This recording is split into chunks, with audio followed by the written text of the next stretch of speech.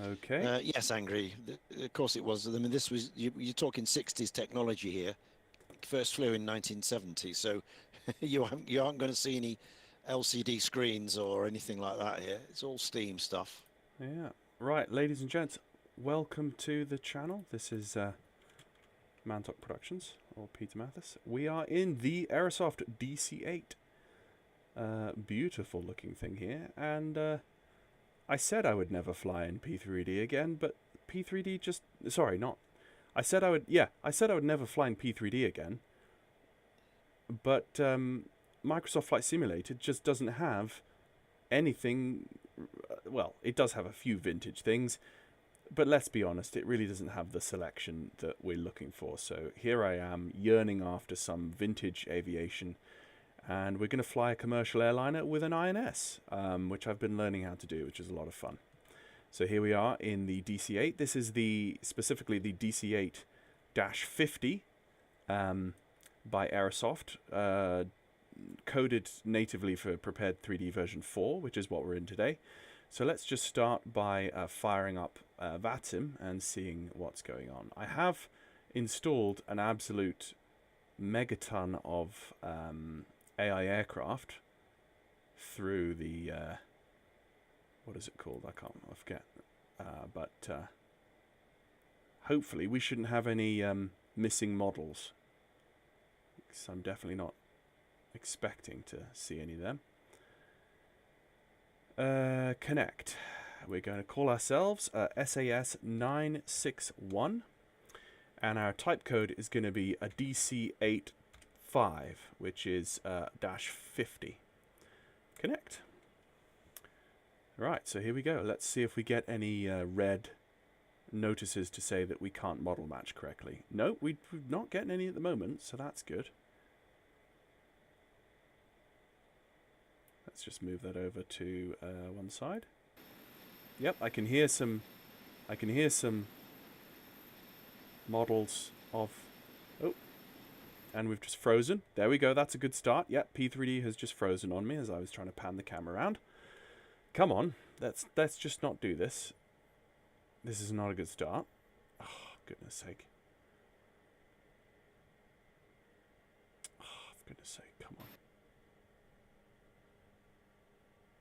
Oh, for goodness sake. Oh, I could swear at it, a piece of crap. Why did that go and crash on me? Oh. Well,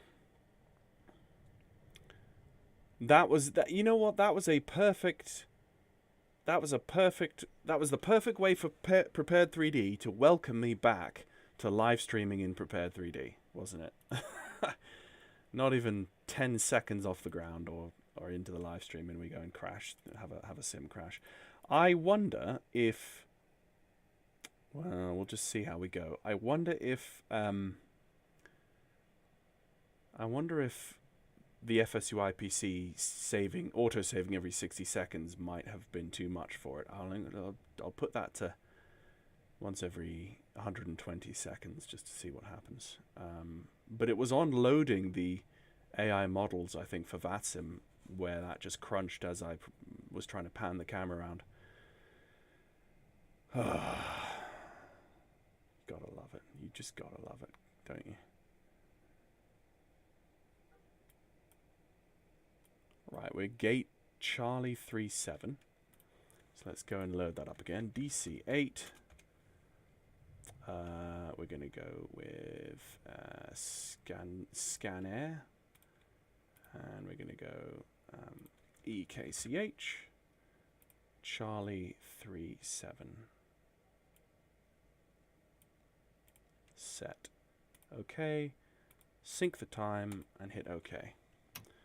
Right, hopefully this is going to resync with the new simulator, but if it's not, we're going to have to restart that.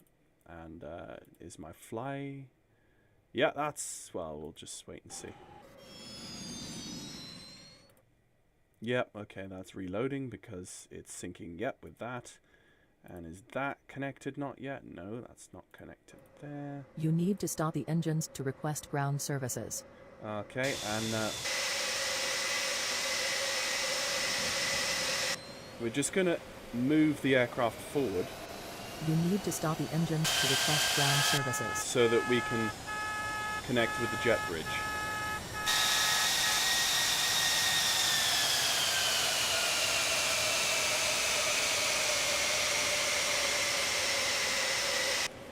Let's move it to about there, shall we? Set the parking brake. And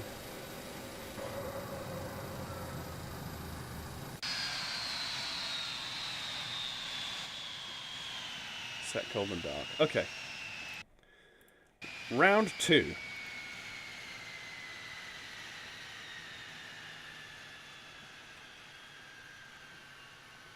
Let's see if we can connect to Vatsim.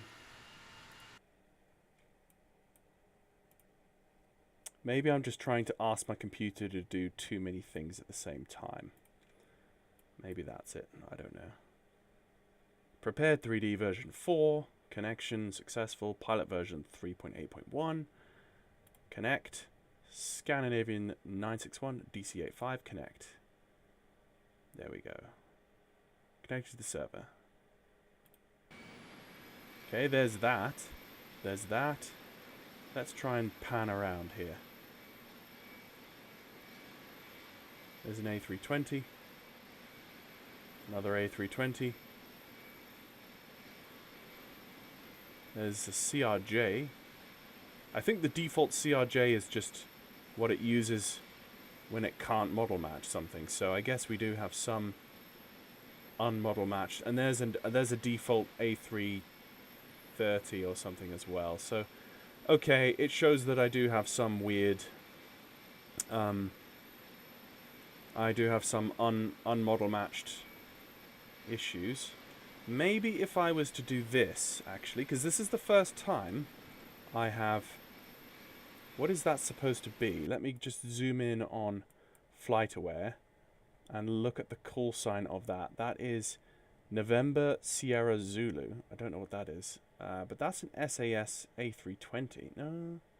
Yeah, that's kind of weird.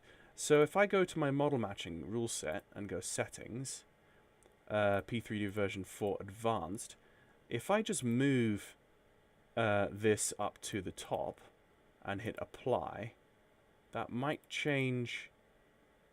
If I disconnect and reconnect, maybe that will change the way those are represented. We'll just see quickly. We won't change it from here on.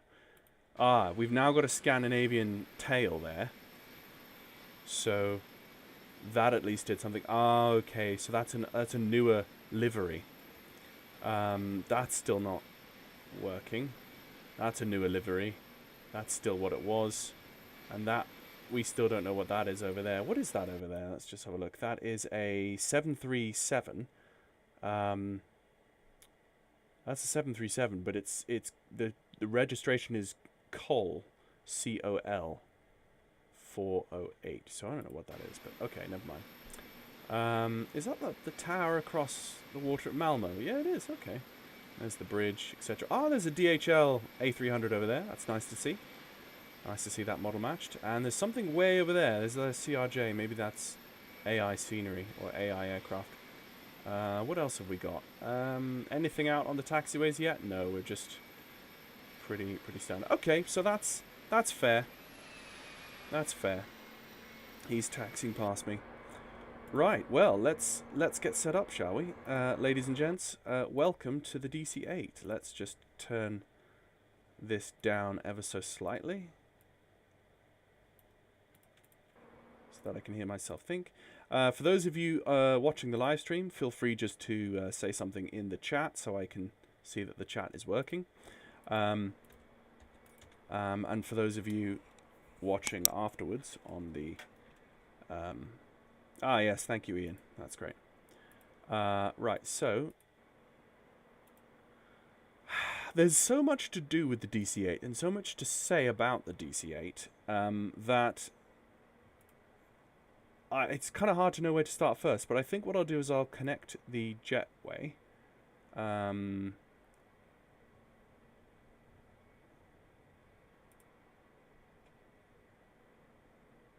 Yes, connect. Thank you. Okay, so the jetway is connecting. And we'll get the door opened up for that as well.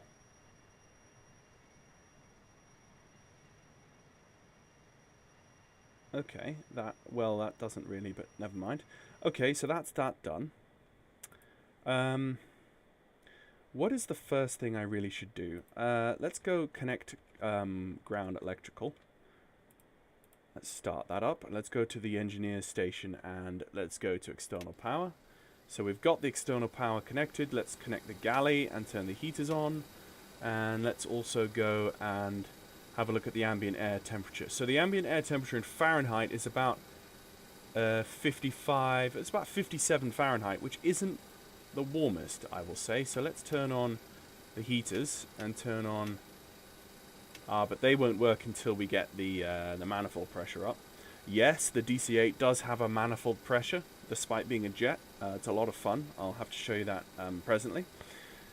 So what we'll do first, I think, actually, is flight planning. That's probably the best thing to do first. So we're going to do our flight planning in Plan G, because this is not really, this is not an FMS aircraft. So let's start our flight here. Let's right-click and say Add Airport. No, actually, we do actually have that already set. Let's just move this across and move this across so we can do our full planning. So our flight plan is from Copenhagen down to Athens. That's where we're going this evening. And we'll go from Copenhagen direct to Coben, I think. Oh, no. Okay, this is going to...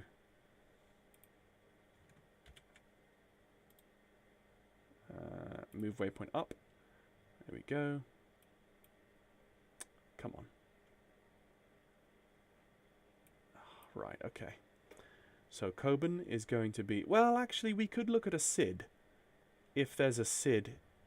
Yes, actually, let's do that first. Before I pull this across... Sorry. Let me just put that back on my second screen. And let's pull across Navigas charts and have a look at the SIDs for Copenhagen. Maybe there's a Coden SID. So let's go to Copenhagen. Let's go open charts, and let's go SID. Is there a Coden SID?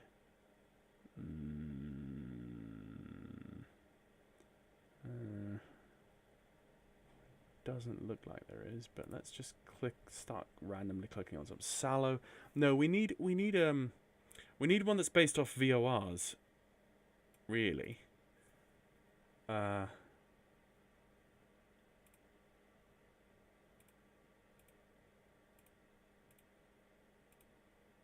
one that's to the south. Yeah, I don't think Arnav...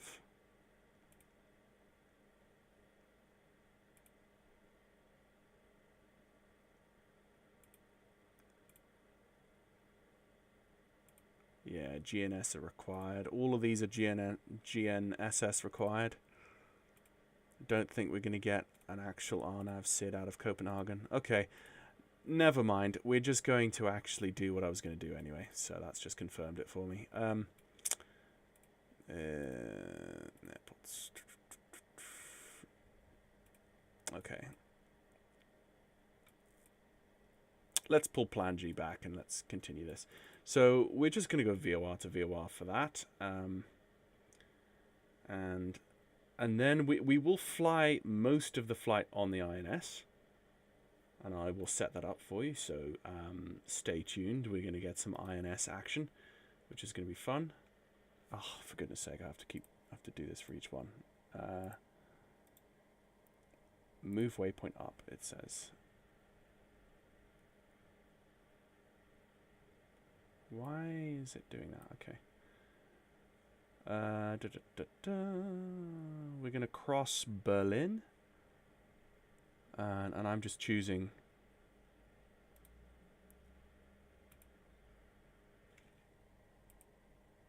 Okay, you know what? I'm going to delete Athens as a waypoint, just so that I don't have to do this every... Okay, let's just...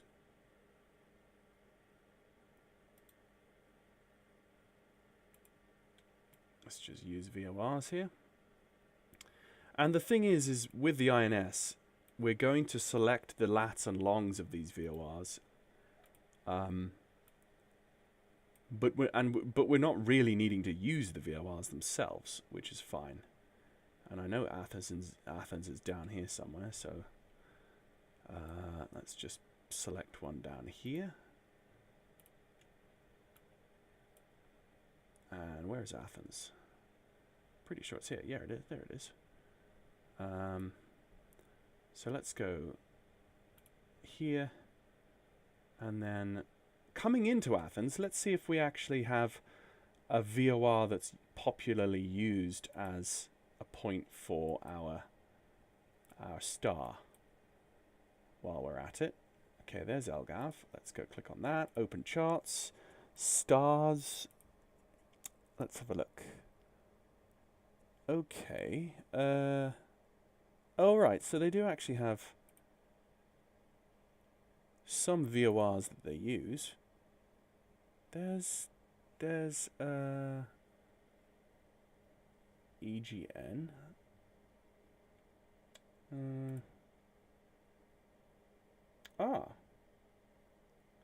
Well, they do use DDM. Well, actually, no. If I'm coming from the north and the wind, let's just check the weather. You see, what with an aircraft like this, there's a ton of setup, guys. So, for those of you watching the live stream, I will try to put chapters after this becomes a YouTube video. When I click stop live stream, and it becomes a YouTube video, I will put chapters for you guys. So, because this is probably going to be a long one. All right. So the wind is actually out of the northeast on the surface at 4 knots from 050. So it will be a southerly approach to the runway. So what we will do is we'll actually come down to DDM, which works fine for because we actually have some form of a star. Yes. So let's go down here to Corinth. And then from Corinth to DDM, and then from DDM into the airport, like so. Okay. So that, I will prep that more thoroughly when we get in the air and in cruise. But for now, that looks sufficient for an approach into Athens. Oh, come on, don't freeze on me. These older applications that I don't use anymore these days much, but they're compatible with Prepared 3D version 4, and this is what I used to fly with years ago. So, right, so now I've done that, what we'll do is we will go to SimBrief. This is the long process in setting things up. We'll go to SimBrief, and we will set up a new flight, and we will go SAS 961, and we will depart from EKCH down to LGAV, like so, and it's going to be a DC-8-5. And it's going to auto-suggest a route for us, but we're going to delete that and put our own in. So it's EKCH, it's CDA, it's LWB, OKX, BNO, Bug, SYN, SKP, Core, DDM, and then LGAV. And if I press Analyze Route, hopefully, yes, it knows all of that. Okay, so it's essentially, it's a takeoff from Copenhagen, and it's basically vectors from ATC to CDA, and then thereupon, that's only 1, 2, 3, 4, 5, 6, 7, 8-ish. That's only 7 to 8 waypoints, which is actually perfectly fine because the INS only holds a maximum of 9 waypoints, which makes transatlantic flights interesting. But you do use a mixture of VOR to VOR and the INS to get you across the Atlantic. But this is going to be mostly on the INS. We're going to leave VOR to VOR for just the initial takeoff and the initial approach and the ILS. So. Flight, the flight level is going to be, let's go 300. I think actually going east to west, what is even and odd flight levels? That adage, if you're going IFR, if you're going, yes, from east to west. Sorry. Yeah. If I go from west to east, or if I go towards the east, it's odd. So I need to be 310 instead. So let's go 310. And it's going to be in pounds. And then analyze route again. And we will hit generate flight plan. So that's that. There's our flight plan. And then that flight plan we will add in Volanta. So we have a Volanta track. Add flight plan. Add flight plan. And there it is. Scandinavian 961. And now we go to add that into vPilot. You see, this is all of the things we have to do. Let's just double check.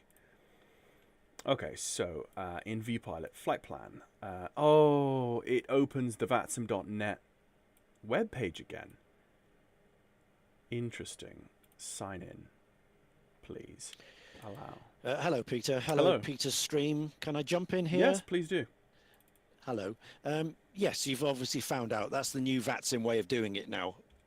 So this as soon as you open vPilot, you fill it directly in on that page, and that's how it works now. Right. Right. And therefore, you can pre-file it, from SimBrief. Okay. So when you did your SimBrief, if you hit SimBrief Downloader... Oh, I could have just pre-filed it. All right, okay. And you could pre-file it on that without going through all this. All right, okay. Sorry, well, I'll just... No, thank you. Throw that one in for you. So we've got a estimated takeoff weight of 224,000 pounds. So this is a big fat beast. So that is medium is up to 100. What is pounds to kg? That's going to be 224. 878. That is 102,000 kilograms, which actually makes us medium, I think. I never understood the little two or greater or less than.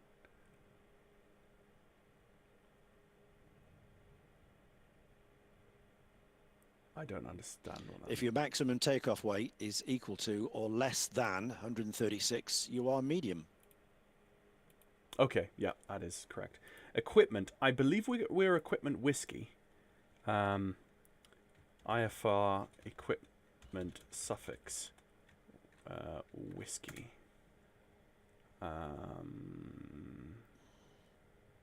Equipment codes. Right, whiskey. What is whiskey? Whiskey.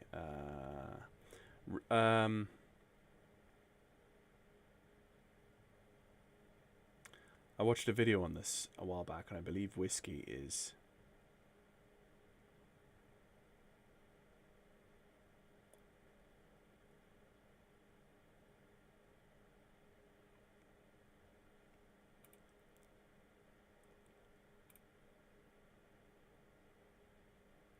That's what I was just looking at. I just want to...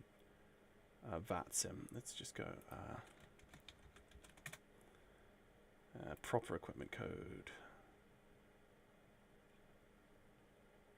No, this isn't what I'm looking for. I think it's this. Yeah, right.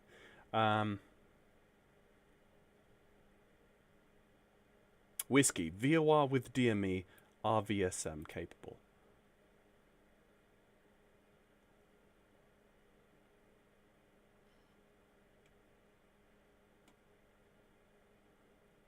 Yeah, I think that's what I am. Whiskey. Okay. Oh, crap. I just closed it. Oh, for goodness sake. Oh. Never mind. I'll just redo it. SAS 961. We'll never get there. Aircraft DC-8 Wake is medium. Equipment is whiskey. Transponder. Transponder code. I don't know what my transponder. Skip if AA equip. I don't understand that. I do have a transponder. What does that mean? I have no idea. You know what? Can I just file from can I just file from Vatsim? You know what? Screw it. I'm going to go back to here. And I'm going to go pre-file on a network. Vatsim. Yep, there you go. Pre-file. Oh, well, look at that. There you go. Everything's done. Yep. It's done. I don't know what I do. Okay. Everything is done for me. Oh, brilliant. Yep. Yep. Okay.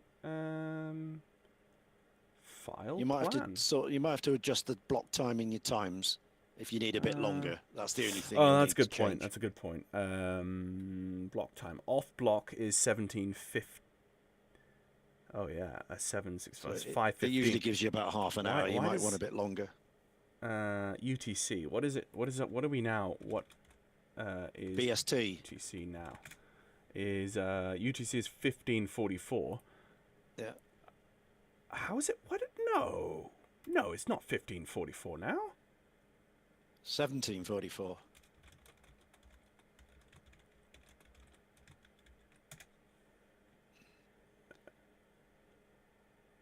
It's real time. Oh, for so goodness it's sake. 1644 or 1650.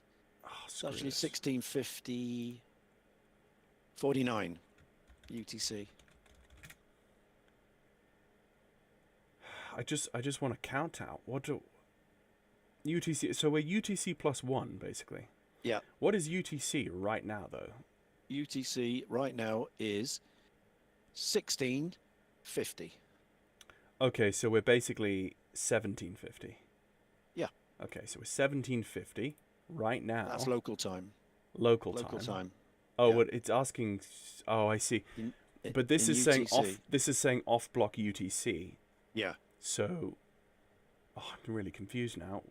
So, the off block time, if it's, let's say if I want to give myself 40 minutes. 40 minutes. So you're going to be 6:30. So it'll be 17:30. 17:30. Okay.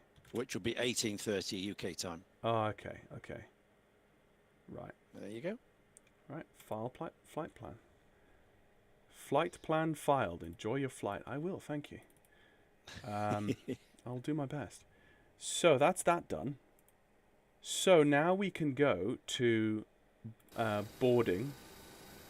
Let's go GSX. And let's go request boarding. Boarding requested. Okay. Number of passengers. Right, let's go to our flight plan. Number of passengers is 144. Like so. Right. Now that's all going to start getting underway. Let's open the second.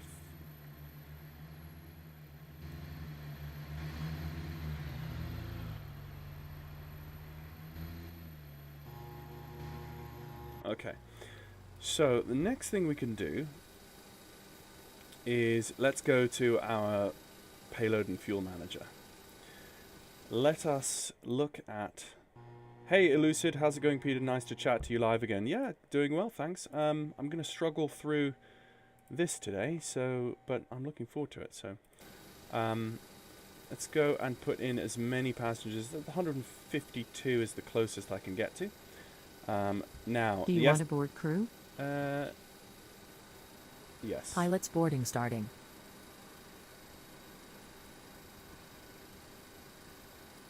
Let's put 6,000 pounds of cargo, and let's put. What is the fuel? The fuel is 55,000 in the block, which is very little for a DC-8. We're actually flying very light today. 55. Let's put 56,000. Let's put 57,000 in just to be sure, and with a gross weight of 225,000 pounds. Crew boarding starting. And a CG of 30.3. So we've got to remember all that, of course. So, but now that that's in, we can start to do planning based off of that. So, let's just turn on a few things. Let's set a few things to standby. We will get to the INS unit in a second. because the sooner we start prepping that, the better.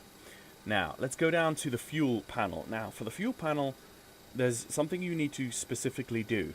You can see the fuel total over on the right-hand side, and you can see our individual tanks. What you need to do is come down here, and you need to twiddle the set button. Once you've set Your your crew has fuel, boarded. once you've set the Passengers fuel, boarding starting.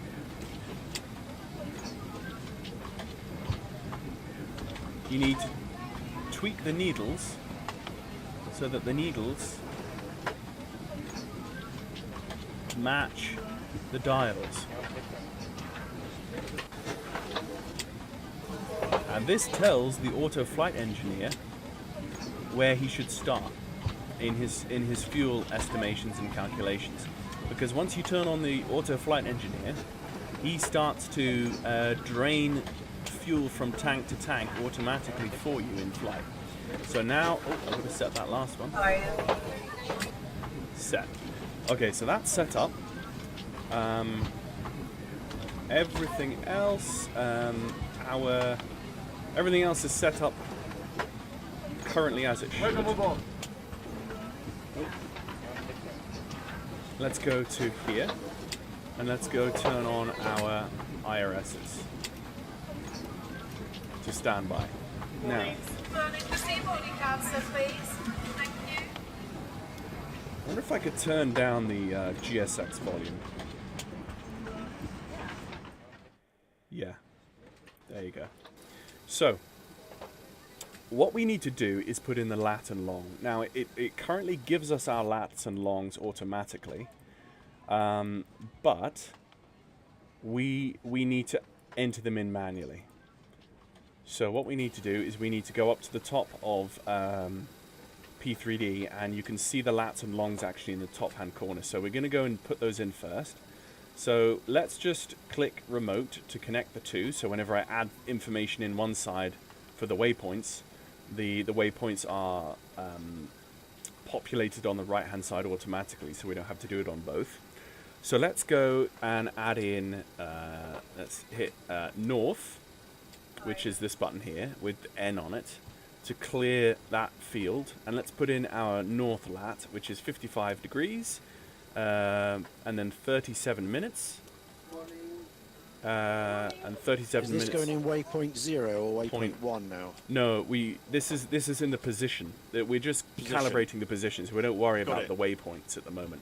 This is literally purely putting in the position. So we're 55 degrees, 37 minutes, and 4 seconds. You hit insert, and then you to input the field in this side, you press either east or west, and for us it's an east input. So it's east is 12 minutes east of Greenwich, and then 39 minutes, and then a 0 after that. So we're 12 minutes. We're 12 degrees 39 minutes. Insert. And we come over to this one here, and we do the same thing. So we go north, we go 55 degrees, 37 minutes, and 4. Insert. And then east is 12 minutes, 12 degrees, 39 minutes, and then a 0 after that. Insert.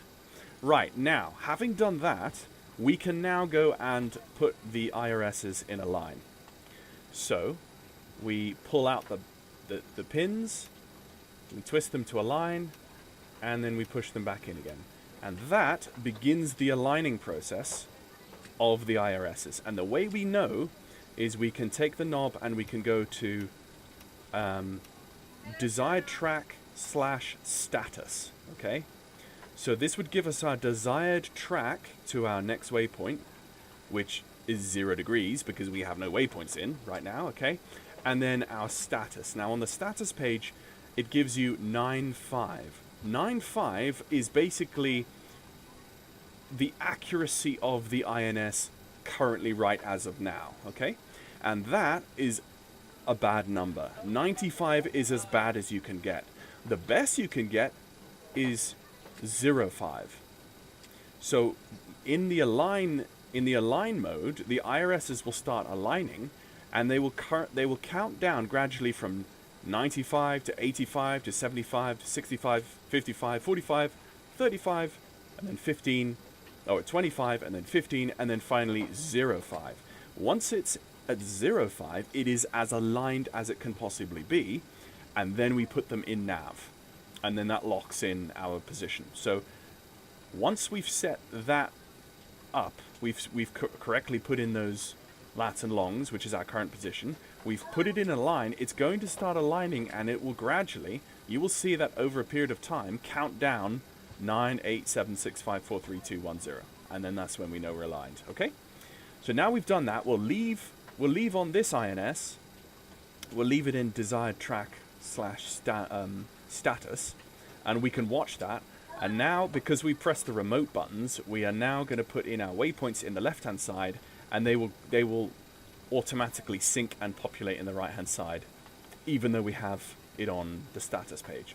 So now on the left-hand side, we go to waypoint, and we are defaulted at waypoint 1, and all of these from 1 until 9 will have 0, 0, 0, 0, 0. Okay? So we're going to put in waypoint 1. Now, waypoint 1 I will have as Lowenberg. So if I pull across plan G again and show you this. So here we are at Copenhagen. We're going to fly outbound to Charlie Delta Alpha, and we'll use VOR to VOR navigation and radar vectors for that. And then we will fly outbound from there, and our first waypoint is going to be Lima Whiskey Bravo, and as soon as we pass Lima Whiskey Bravo and head outbound from Lima Whiskey Bravo, we will turn on the INS and it will begin tracking us. Okay, so what I want to do is I want to go to Lima Whiskey Bravo, and I want to pull up the lat and long of that waypoint, which I can see in plan G right here, and I'm going to put that in. So the way I put that in is I first go to north. I press the north button to denote that it's a north reading. It's 52 degrees, and then 54 minutes, and 3 after that. So 52 degrees, 54 minutes, 0.3. Insert. You have to press insert. Now we put in the other one, which is an easterly reading, which is 13 degrees east, and 08 minutes, and then another 0 after that. Insert. Okay, that's done. So now we go to waypoint 2, which I will just select on plan G. This is north again, and it's going to be 50, and then it's going to be 54, and 0. Insert. Close exit 1. What's it asking for here?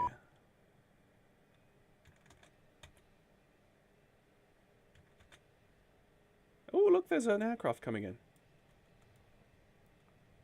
Scanning as a Lufthansa. Neo. That's a Neo coming in. That's nice. And let's see him touch down. Boom. Very nice. Cool. That seems to be working.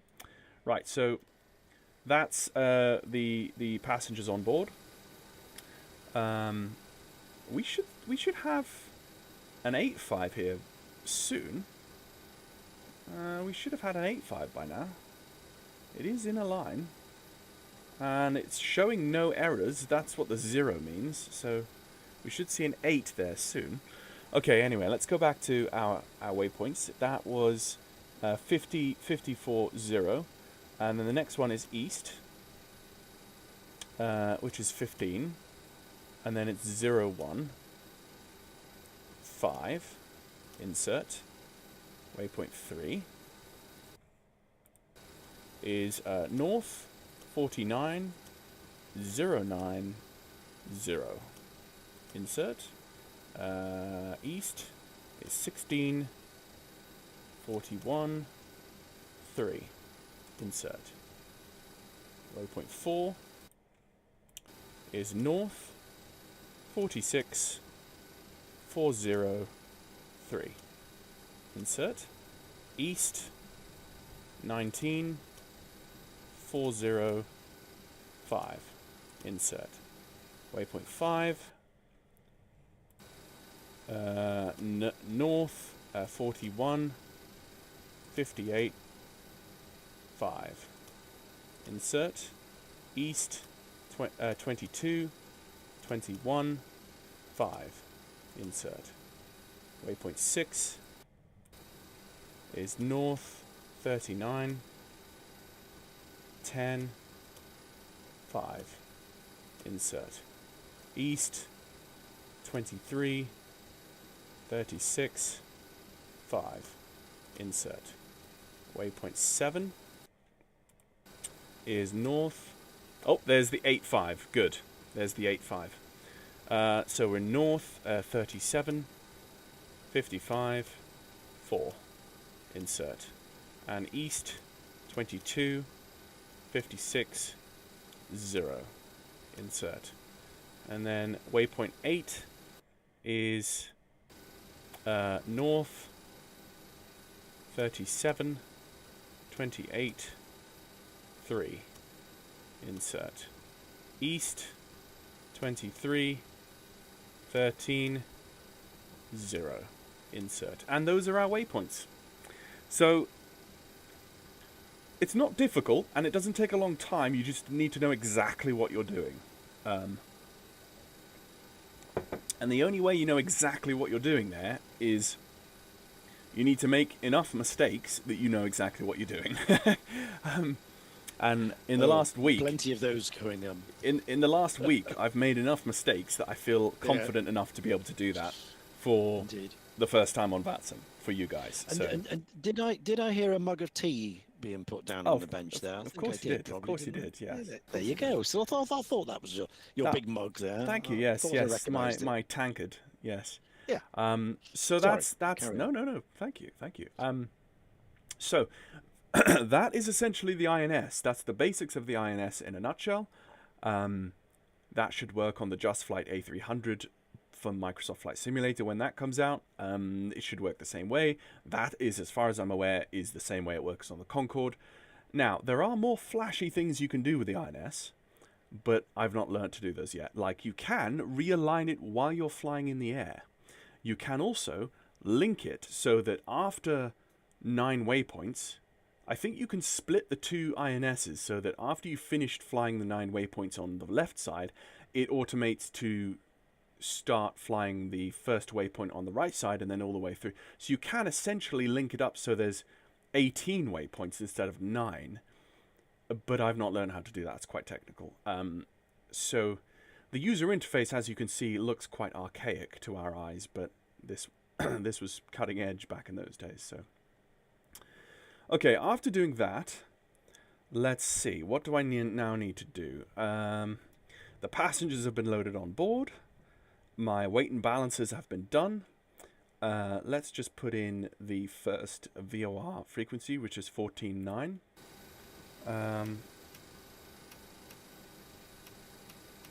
14.9 is set in the box, and let's not worry about ATC at the moment. Let's just do some performance. Right, now this is the performance card for the DC-8, and thankfully Aerosoft have given us some very good performance numbers that we can do. So the way we do this is if I pull up our weights and balances, and then I pull up the performance charts. The first performance chart here is for takeoff stabilizer setting. Now, this is done for either flaps 15 or flaps 25. I'm just going to elect to say that we use flaps 25 for our takeoff today. So we're going to write down flaps 25 for takeoff. And what we do is we look along the, let me see, we look along here. These is our weight in thousands of pounds. We know our gross weight is 225,000, which is closest to the here. So we're going to use these figures and then add like 0.1 on top just to kind of give us something close.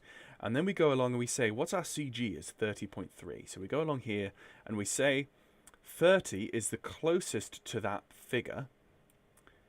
So it's going to be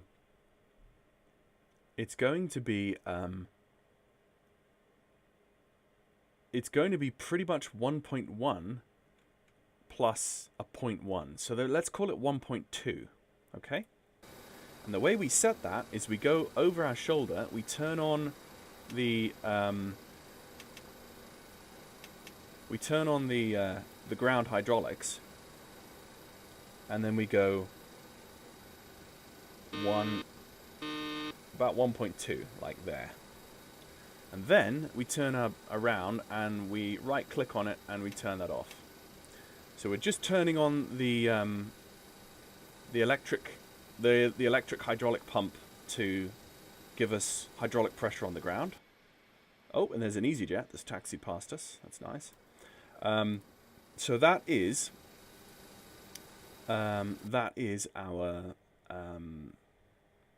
basically our, what do you call it? Trim, takeoff trim setting. Now, remember, we're going to set 25 degrees flaps. Hope people are still with me here. I think people are still with me. So we've set our 25 degrees flaps, and we've got to remember that. Now, what we need is our maximum EPR rating, our maximum power on takeoff. And we've got various sets of things. If we go down and we look on our screen, we can look at our static air in Celsius is just about 11 degrees, very close to 10 degrees there. So we're going to call that 10 degrees. And we come along on this side of the chart here, and we say 10 degrees. And we're taking off at roughly sea level. So we're going to call that our takeoff EPR rating is going to be 1.87. So takeoff is 1.87, and our climb is going to be also at 10 degrees, and roughly 6 to 30,000 is going to be 1.72. So that's going to be 1.72. Basically, that means we're going to take off at 1.87. So let's set that in here.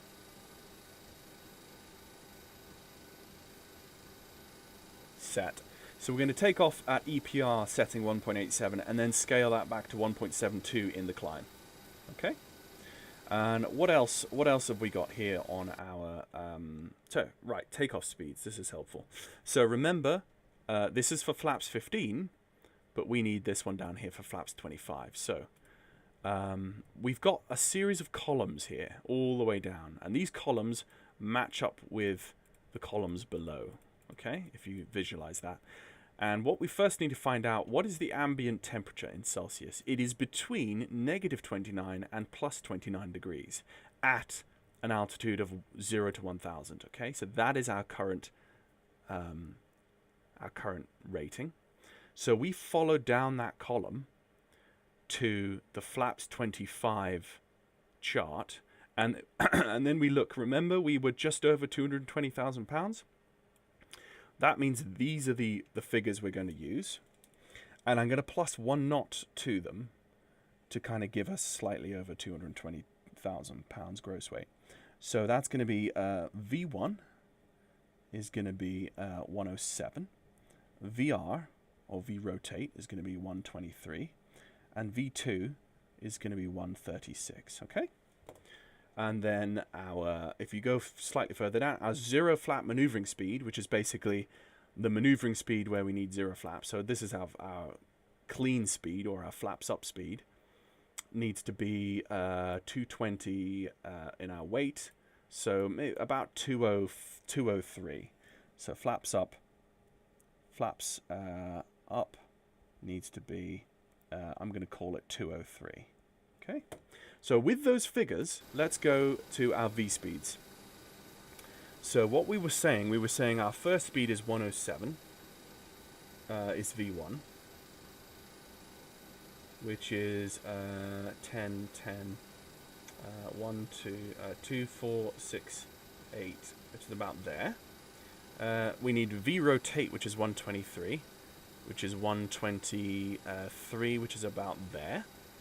And then a V2 is 136, which is 132.46, which is about there. And then finally our flaps up speed is 203, which is about 03 there. And then 250 under 10,000 is the golden rule, which is going to be that there, which we need to pay attention to, because this thing overspeeds on takeoff like nothing you've ever seen. Okay, so those are our V-speeds done. That's our takeoff trim set. We're getting close to being ready. And look, our INS is down to 3.5. So we've not got far to go until we can set our INSs from align to nav, and then we can think about push and start. So, we're getting closer now, guys. Let's think about our taxi route. Let's pull up my aircraft. Now, actually, let's do this now. Let's pull up ATIS. So let's pull up ATIS for 122.755.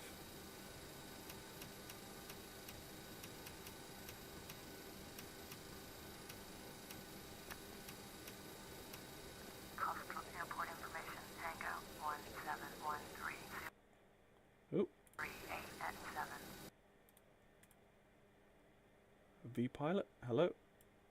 That's not... Let's just go to the settings and turn up the audio there, because that's a little bit loud, a little bit on there.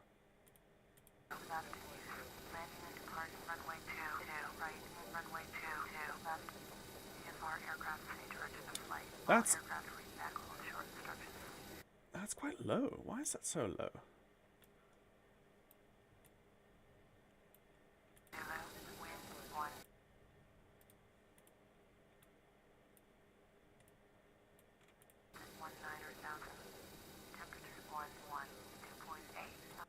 Go away.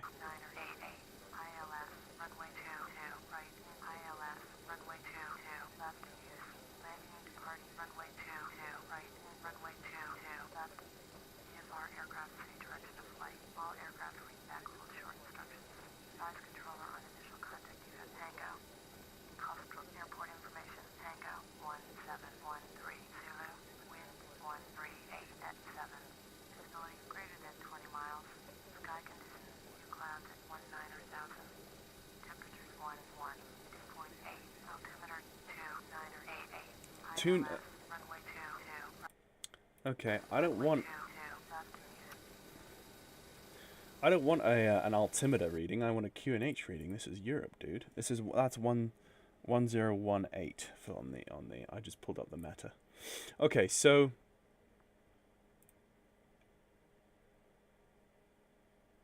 oh no, sorry, that's the meta for Athens. I didn't want that one. Pardon me. We're not going to get landed until quite late this evening. Okay, so that's QNH 10112. With 7 knots from 150, and yeah, that's a 22 left or 22 right departure. Okay, that's fine. Okay, so with a 22 left or 22 right, we're probably going to taxi Foxtrot across runway 1230 to Alpha and Alpha 1 or Alpha 2 for departure on runway 22 right. Yeah, because I saw someone coming down on 22 left, so it's going to be 22 right departure. Okay, so with information Tango, QNH 1012, aircraft type DC-8, with an IFR request to Athens, I think we're ready, and the INS is almost ready to go into the nav. As I can see, it says 15. We're almost ready for push and start, so I think right now we could request clearance. So let's just do so. What is, let me see, we've got tower is 118.105.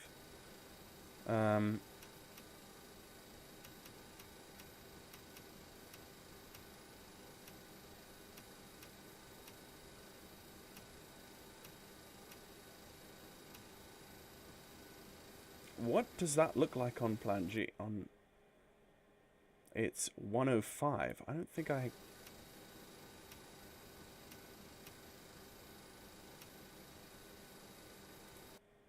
No, I can't set 105. How do I set 105? Oh, do I type something? I seem to remember I typed something into VPilot that sets 105, a 105 reading. because the DC-8 won't set me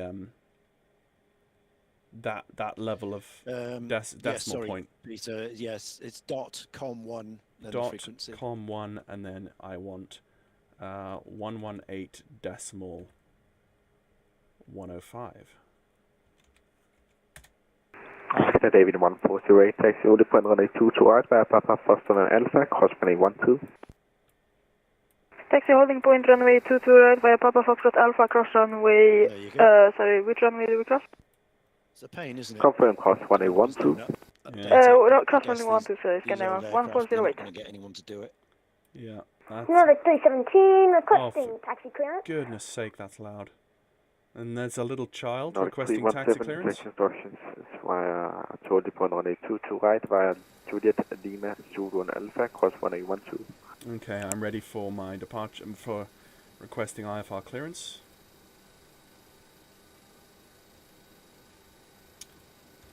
With QNH 1012. Sorry, I forgot I wasn't transmitting there. 317, taxiing via Juliet, Lima, Zulu, Alpha, and crossing runway 12.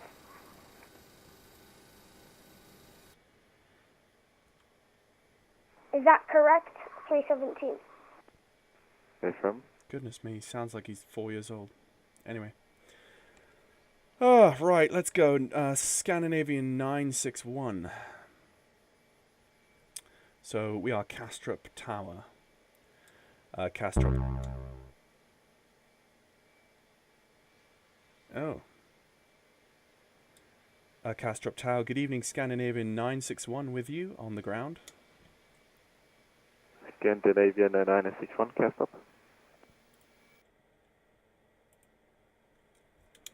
Scandinavian 961 is requesting IFR clearance to Athens as filed. Information Tango QNH 1012. Aircraft type is a DC-8. Scandinavian 961, just want to confirm, are you flying VOR waypoints only? Because your flight plan is not appropriate for an NF SID. We're flying to the first VOR waypoint and then we're using the INS from there on. We do not have a GPS, I'm afraid. Scandinavian 961, and no worries. You are clear to ATIS Airport via one-way heading. After departure, climb initial flight level 70 and squawking 3472. That is after departure, runway heading and climb to flight level 70, squawk 3470. Scandinavian 961. Scandinavian 961, confirm squawking 3472. 3472, Scandinavian 961. Thanks. Scandinavian 961, the readback is fully correct. Okay, so let's set that in. Kastrup Tower, go from Scandinavian 1428, then Bravo 6 and Neo. 3472. To Arlanda, we have information in there. Scandinavian 1428, Kastrup Tower, get Cavell. You're clear to destination Arlanda via the Key Max 5 Charlie departure on A2 to the right. Initial climb flight level is 70 on squawking 60. So we've now got 05 in the INS. Let's go up and pull out Max a 5 Charlie line. 2 to right, And go initial level nav. 70, squawk 6465. We are aligned. Okay. Scandinavian 1428. So we're ready for the readback push. So he's given us runway heading, which let's go import flight from Simbrief. Let's just import that. Viking 119, welcome to Kastrup. You can taxi to stand Alpha 23 via Bravo, one-way 30, Kilo 3, then Lima. Nordic 317, would you like me to follow the traffic ahead? 30 and Kilo 3 and Lima. Viking 1999, tackar. Nordic 317, please don't interrupt transmissions. Viking 119, say again, please. Oh dear. Oh, okay, it got blocked. Taxi to Alpha 23 via Bravo, runway 30, Kilo 3 in Lima. Viking 1999. That's correct. Scandinavian 1408, after departure, contact Copenhagen control frequency 136.485, wind 150 degrees 7 knots, 182 to right, cleared for takeoff. Good command. Yeah, 1408, clear for takeoff from A2 to right, good clear. Affirmative. And David 1408, confirm after departure, contact Copenhagen Control, frequency 136, this is 45. After departure, contact Copenhagen Control 136, 485. Bye-bye.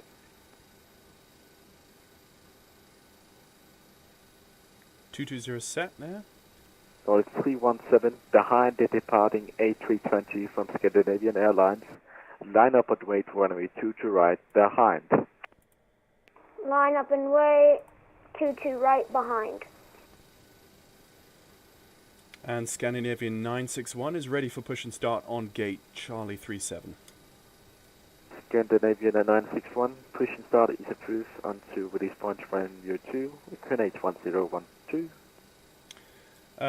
Push and start approved, QNH 1012, Scandinavian 961, thank you. Okay, folks. Scandinavian 961, are you able to release point runway 2? Sorry, say again? Scandinavian 961, are you able for release point Romeo 2? Release point Romeo 2. I'm sorry, I don't know what release point Romeo 2 is, 961. Scandinavian 961, no problem. In Copenhagen we have customized release point and push, but no worries. Push and start is approved facing south then.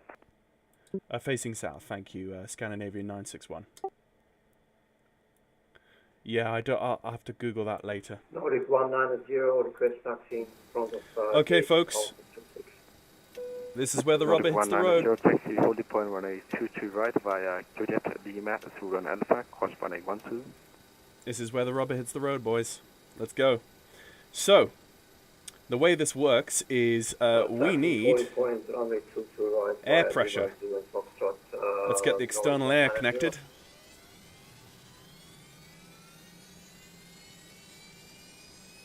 Nordic 190, confirm crossing runway 12. And we should see the manifold pressure come up. A-firm will call you when I'm crossing runway 12. Castle Tower, hello, it's 500 kilo on a okay, and we're going to start engines 3 and 4. This is 500 kilo, wind 150 keys. But first, we are going to... Parking brakes to request ground services. We have parking brakes set. Oh, now we do. Good evening, Tower, Scandinavian 458, request clearance to bound, information India.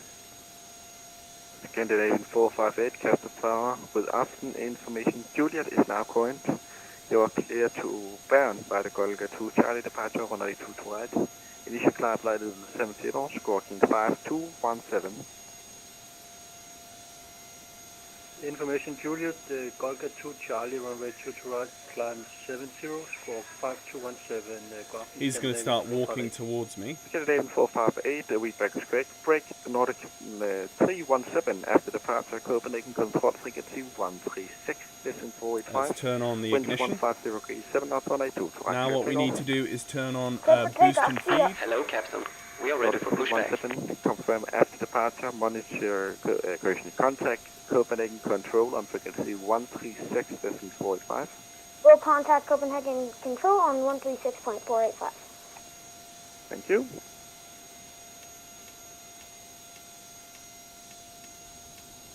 Okay, now the air is coming in and the RPM should be coming up on number 3. And once it gets to 1700 or 700 RPM, then we introduce fuel, which is now. Departure check and completed. then we watch the fuel flow. 6, ready for push and start. Scandinavia 1428, push and start is approved onto release point Yankee 1, QNH 1012. That is a... Release point Yankee 1, push and start approved on 1012, Scandi 148, expression 148.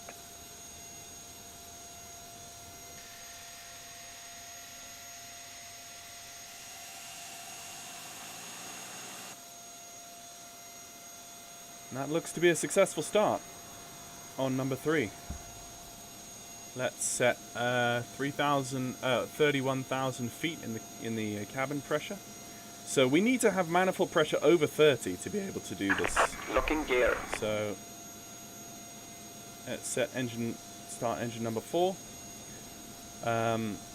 As engine number 4 comes up, you can see it here coming up. We need Tower, good evening, 700.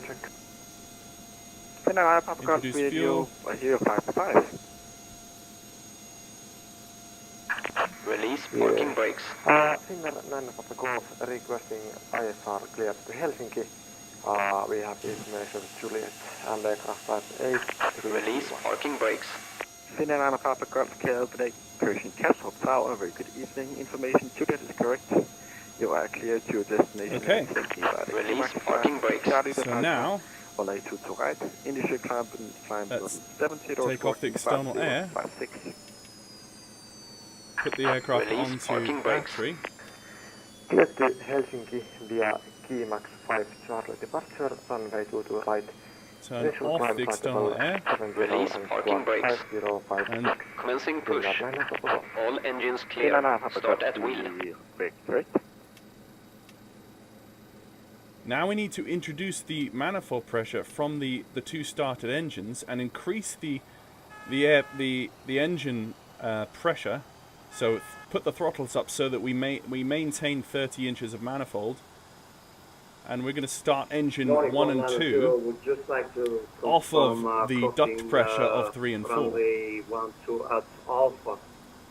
Nordic 190. 700 there. You don't need to call back when I've already given you the clearance, but no problem. You are clear to cross 1812. And that seems to be a solid start on number 2. Yeah, okay. And we still have the manifold pressure for over 30. Oh, no. Let's just push that up a little bit more. Now we do. Let's watch that come up. There's 700. Introducing. Fuel is ticking. There we go.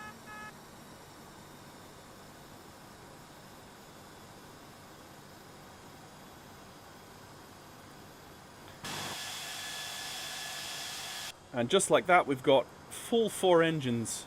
So let's bring those back down to idle. And let's put these on low. Like so. And we don't have enough pressure, but that's fine. Because we've got them idling at the moment. But once we spool up... Welcome to Castle taxi to stand Alpha 8. These need to be on auto now. And now... we will turn on the auto flight engineer. And you see, he's just put those up to high. Parking brakes. Parking brakes set. Waiting your confirmation for good engine start. Bravo, Charlie, Cockpit to ground. And we have a good engine start. You can disconnect. Unlocking gear. Bravo Charlie, runway 30. I'm amazed that happened so smoothly. Nordic 190 after departure, opening control frequency 1360. I was nervous that I was going to do something wrong, but I did everything right in exactly the right. That looked really smooth. That's the smoothest I've ever done that. You need. I can talk about that later. Tow truck disconnected. Bypass pin removed. Left is clear. Right is clear. 458 request push and start. Scandinavian 458 push start is approved. Release point Sierra 1, QNH 1012. Push and start approved. Release point Sierra 1, 1012, Scandinavian 458. And Scandinavian 961 is ready for taxi facing south on Kilo.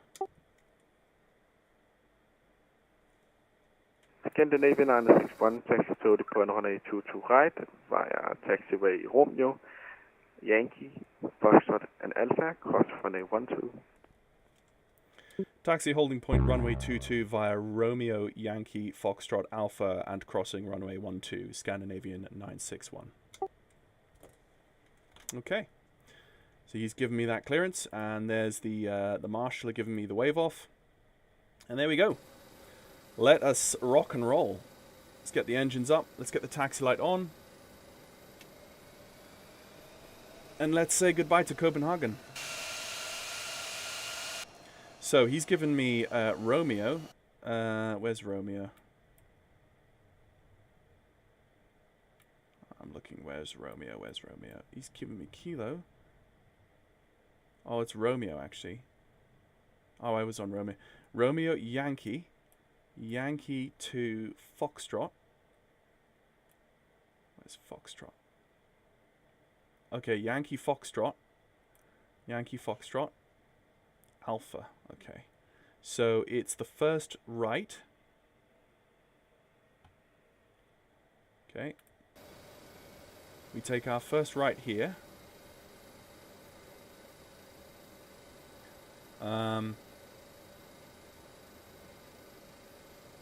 And then it's up to Foxtrot, which is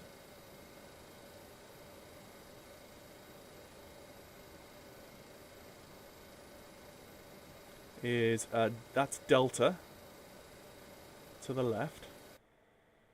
Yeah. Delta. It's the one after Delta. Yes. Scandinavian 1428, request taxi. It's this one here. Scandinavian 1428, taxi to upon runway 22 right via taxiway Yankee and Alpha cross 1812. 22 right via Yankee and Alpha to cross 12, Scandinavian 1428. Now we taxi down to Alpha, and then holding point, runway 12. Alpha Prayer, good evening, Ryanair 5 Echo, parking position, Charlie 32, information, Juliet requesting Alpha clearance to Helsinki L5. Ryanair 5 Echo, Takeoff hello, you are clear to destination, Helsinki, via K-Max 5 Charlie, departure, runway 22 right. Initial climb, let's just look at the next. 0274. We need Destination Copenhagen. Helsinki via K-Max 5 Charlie, departure runway 22 right, initial altitude flight level 7000, scope 0274, Ryanair 5 Echo. Right, so the next person he's going to give me is actually Copenhagen Control, which is 136,485.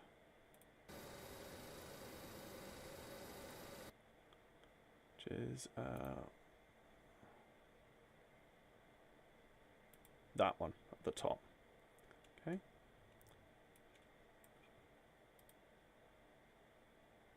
Oh, I can right click and select tune 136,485 on COM1. That's really helpful. Okay, we're actually going somewhere, guys. This is cool. Ready for push and start. So the first turn off here is Alpha 1. So let's go Alpha 1. We want full length in a DC-8. We completely need a full length in the DC-8. Push back to release point Alpha 50, Sinar 9 Papa Golf. Together David 961, after departure Copenhagen, control frequency 136.485. Winds 150 degrees, 8 knots, runway 22 right, cleared for takeoff. Oh, that was for me. Crap.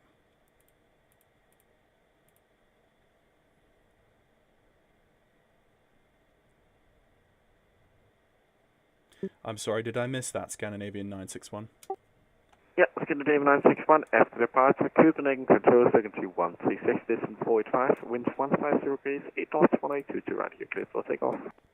Cleared for takeoff, runway 22 right, and after departure, the control on 136.485, Scandinavian 961. Scandinavian 1428, behind the company Scandinavian Airlines and DC-8, stand up to rate 182 right behind. Behind company that looks like an A380 line up to right, Scandi 140. That's interesting. Yeah, nobody flies these anymore. For taxi. Scandinavian 458, taxi holding point 182 to right via Romeo, Yankee, Foxtrot and Alpha, cross 1812. Okay, lights on. Romeo Yankee, Foxtrot Alpha, cross 12, Scandinavian 458. Go off then København, Scandinavian 1439er on ILS to left. Scandinavian 1439er, Kastrup Tower, good kväll. With 150 degrees, 8 knots, continue approach, you are number 2. Continuing okay, up let's number roll. 2, Scandinavian 1439er. Kastrup Tower, Leipzig 544, ILS 2 to left established. Leipzig 544, Kastrup Tower, hello, winds 150 degrees, 8 knots, runway 22 left, clear to land. 1.87 set.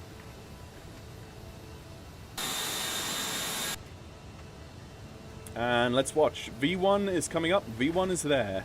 V-rotate is there. Let's rotate.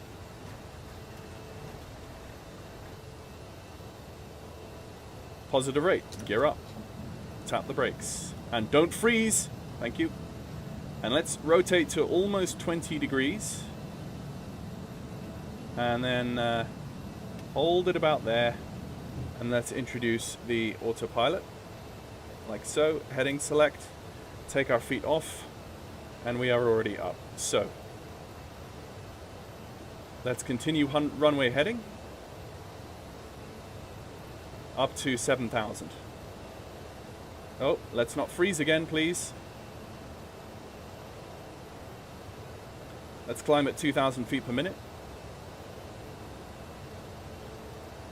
And let's gradually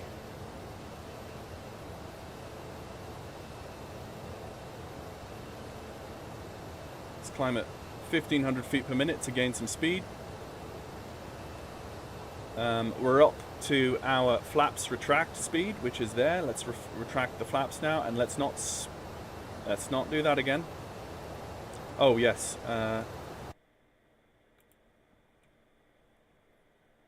Copenhagen Control, Scandinavian 961 with you, passing 3,800 feet. Scandinavian 961 Copenhagen, hello, squawk mode Charlie. Squawk Charlie. Beeline 778, speed 160 knots until 4 DME, call tower 118.105, And that right there is my overspeed. Vietnam Airlines 398, fly heading 100 degrees, descent 2000. There is my overspeed. Goodness sake. Scandinavian 961, radar contact. Climb flight level 190, turn left heading 185. Climb flight level 190, turn heading 185, Scandinavian 961. Scandinavian 961, you cleared to intercept inbound code NVOR. Thank you. Clear to intercept my first VOR waypoint 961. Good well, Copenhagen Control, Suntrip 1525, flight level 370, inbound Amra. Go well, Suntrip 1525, Copenhagen Control, radar contact. Okay, set. Copenhagen Control, hello, Viking 1743, flight level 3. And we are cleared 190. Viking 1743, Copenhagen Control, hello, radar contact.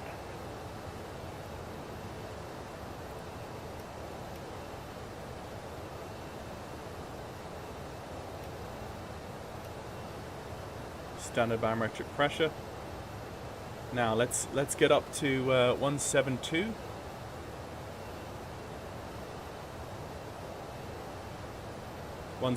Set. And let's bring down our... Okay, we're currently on a VOR inbound course for 26 miles. And we need to gain speed drastically. We're almost up to 10,000 feet. So our restriction doesn't matter anymore. Let's turn on our...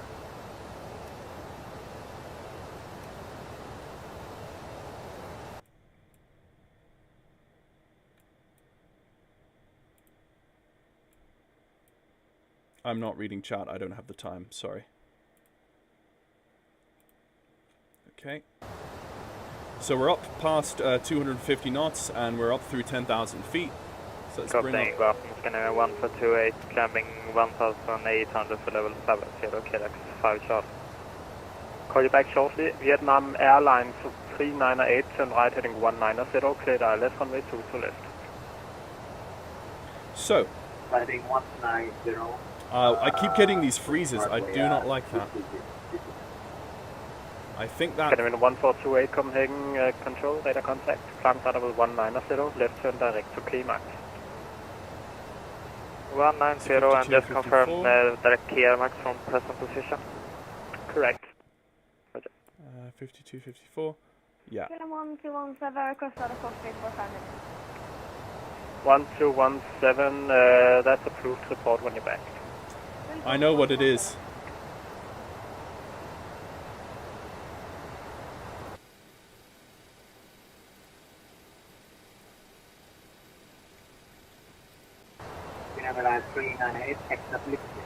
It's the autosaves. Vietnam Airlines 398, thank you. Contact Castor Tower 118.105. Contact Tower 118.105. Thank you, bye-bye. Near Forum X-ray, we will leave your airspace soon. Request frequency change.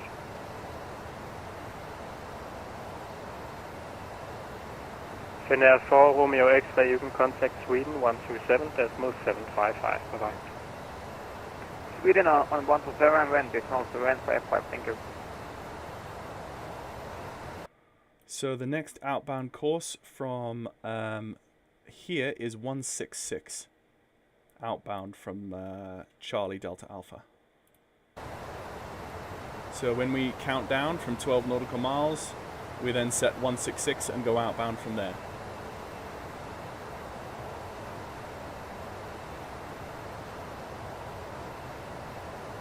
The pilot. Control, Scandinavian 458, climbing 70. The pilot workload. Scandinavian 458, coming control, radar contact, climb flight level 190. Climb level 190, Scandinavian It's just not fun. Scandinavian 961, climb to flight level 310. Climb flight level 310, Scandinavian 961.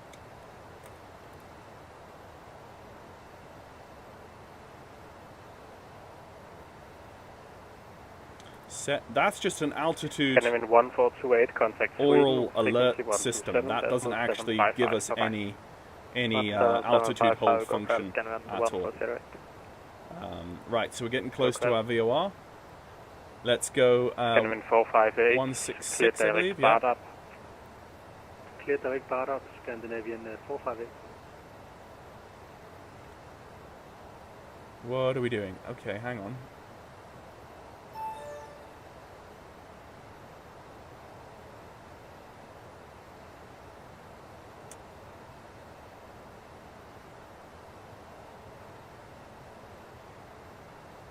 Okay, set, and let's turn heading 166. Now you see how I'm not doing a VOR lock on the nav selector because it's actually easier to navigate using heading select. Thank you. You can contact Sweden, as long as you're following the VOR and the radial. There's the radial on the other side coming now. A lot of DC-8 pilots actually flew the aircraft manually, flew it all the way up to cruise, and then only then engaged the autopilot. So. Lufthansa 2 Kilo Whiskey, coming hello. 300 knots is the golden speed for the DC-8. You want to be over 300 knots if you can. So. Or else you run into some really ugly stall issues. Are you expecting to descend? Okay, we seem to have gotten up into the air in one piece, so I'm happy about that. 1525. Perfect, thanks. Okay, so we've got a crosswind from the right, so we're just going to make sure we don't drift off that radial too bad. Let's just continue to monitor our... 5 to 7 minutes. Yeah, that freeze every so often, I think, is the FSUIPC autosave function, and I had it set to once every 30 seconds, I think. And I think it was every 30 seconds on takeoff I was getting a huge freeze, and it was stressing me out that I was going to have a crash to desktop. But then I set it to 120 seconds, every 120 seconds. Which is every 2 minutes, and I think that's a lot easier to handle. 9610 for the ATC, continue with Unicom 122.8, bye-bye. 122.8, thank you very much for ATC, Scandinavian 961. Bye.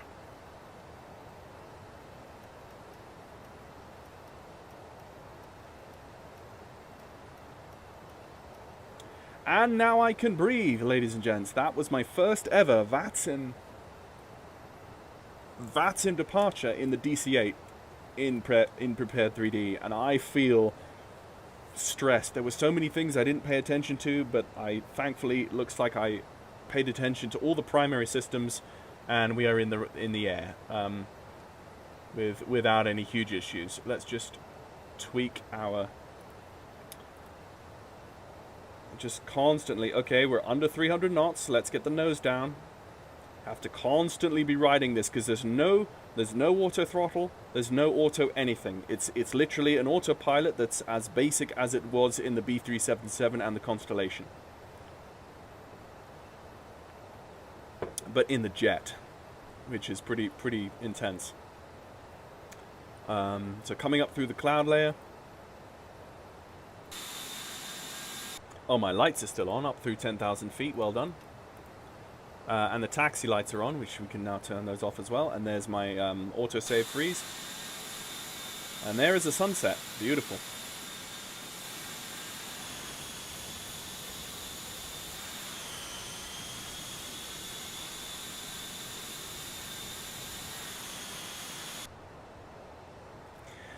So now I can gradually start to relax. We're coming up through 26,500 feet, which is flight level 270 up to 31. We manually level out at 310 using the V-speed, the vertical speed hold selector. We literally just twiddle that to 0 feet per minute, and that's how you hold an altitude in the DC-8.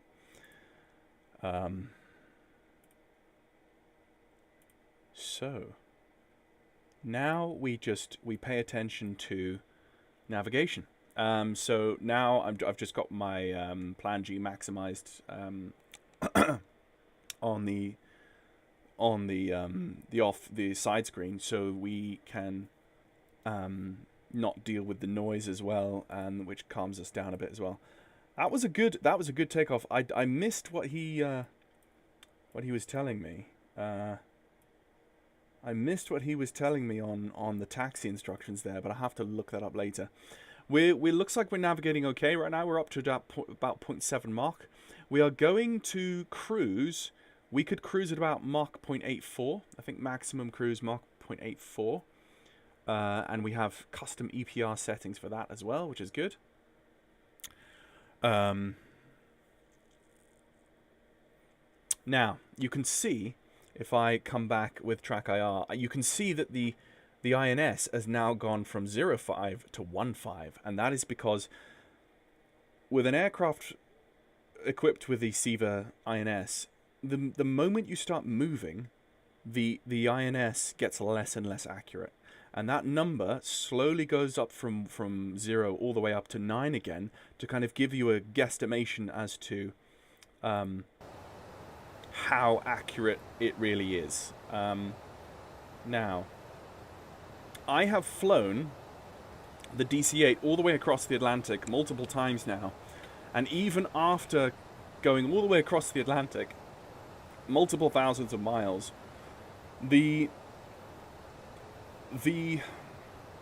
INS inaccuracy is only out by maybe 10 nautical miles or so, so it's not really a huge amount of inaccuracy in the 50s and 60s, obviously, but by modern standards that's pretty bad. 1,000 feet to go. By modern standards, of course, that's not accurate, but back in those days it was the best they had without GPS. So we're coming up through 30,000. We're going to level off at 310, and then we are going to settle into our cruise regime. So coming up through 500 feet there. And so this track, we could actually, we could go 14.55. Set, and we could track inbound to the next waypoint, which is 82 nautical miles. Let's just start to level off to 500 feet per minute, like so. And you can hear some clicks, and that is the flight engineer manipulating his fuel levers, which we will talk about in depth in a second. Coming up to, there is oh, Actually, let's just go down. Oh, there we go. Let's go down. There we go. Let's just lose 100 feet per minute. Just come back down onto flight level 310. And then we are golden for our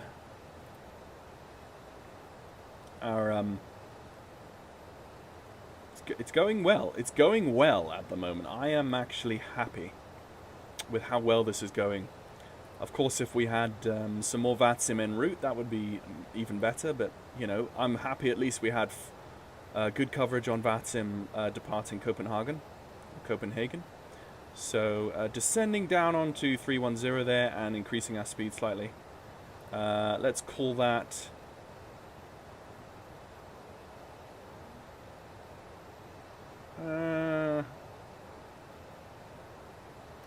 there we go. So, we're setting our cruise altitude. Let's go back to our performance chart and let's go and have a look at our... So this is the next chart is for our maximum cruise. And I'm not really bothered about maximum cruise. I want to do a cruise that I know I'm guaranteed to get. So let's go, I think I can do, yeah, I can do maximum of... I can do a Mach 0.84 cruise. So now this table shows us, based on our gross weight, so let's go get our gross weight currently, is 218. Based on 218, which is close to 220, so let's use the figures for 220, we want flight level 310 and 220, so that is an EPR setting of 1.68 to maintain Mach 0.84. Now, of course, as we get lighter, this becomes less and less accurate. So as we get lighter, we continually have to recompute that figure to maintain our Mach number. So, and that's just something you have to do continually throughout your flight. Depending, if it's a long haul flight, obviously this is very important. If it's a pretty short haul flight, it may not vary that much and you may be able to get away with it. But you just tweak the engine slightly, right? So so 1.68. It's not much of a change, you can see, but these little changes of the engines make a big difference to the DC-8. So let's just pull that down and match as best we can. Okay, that's...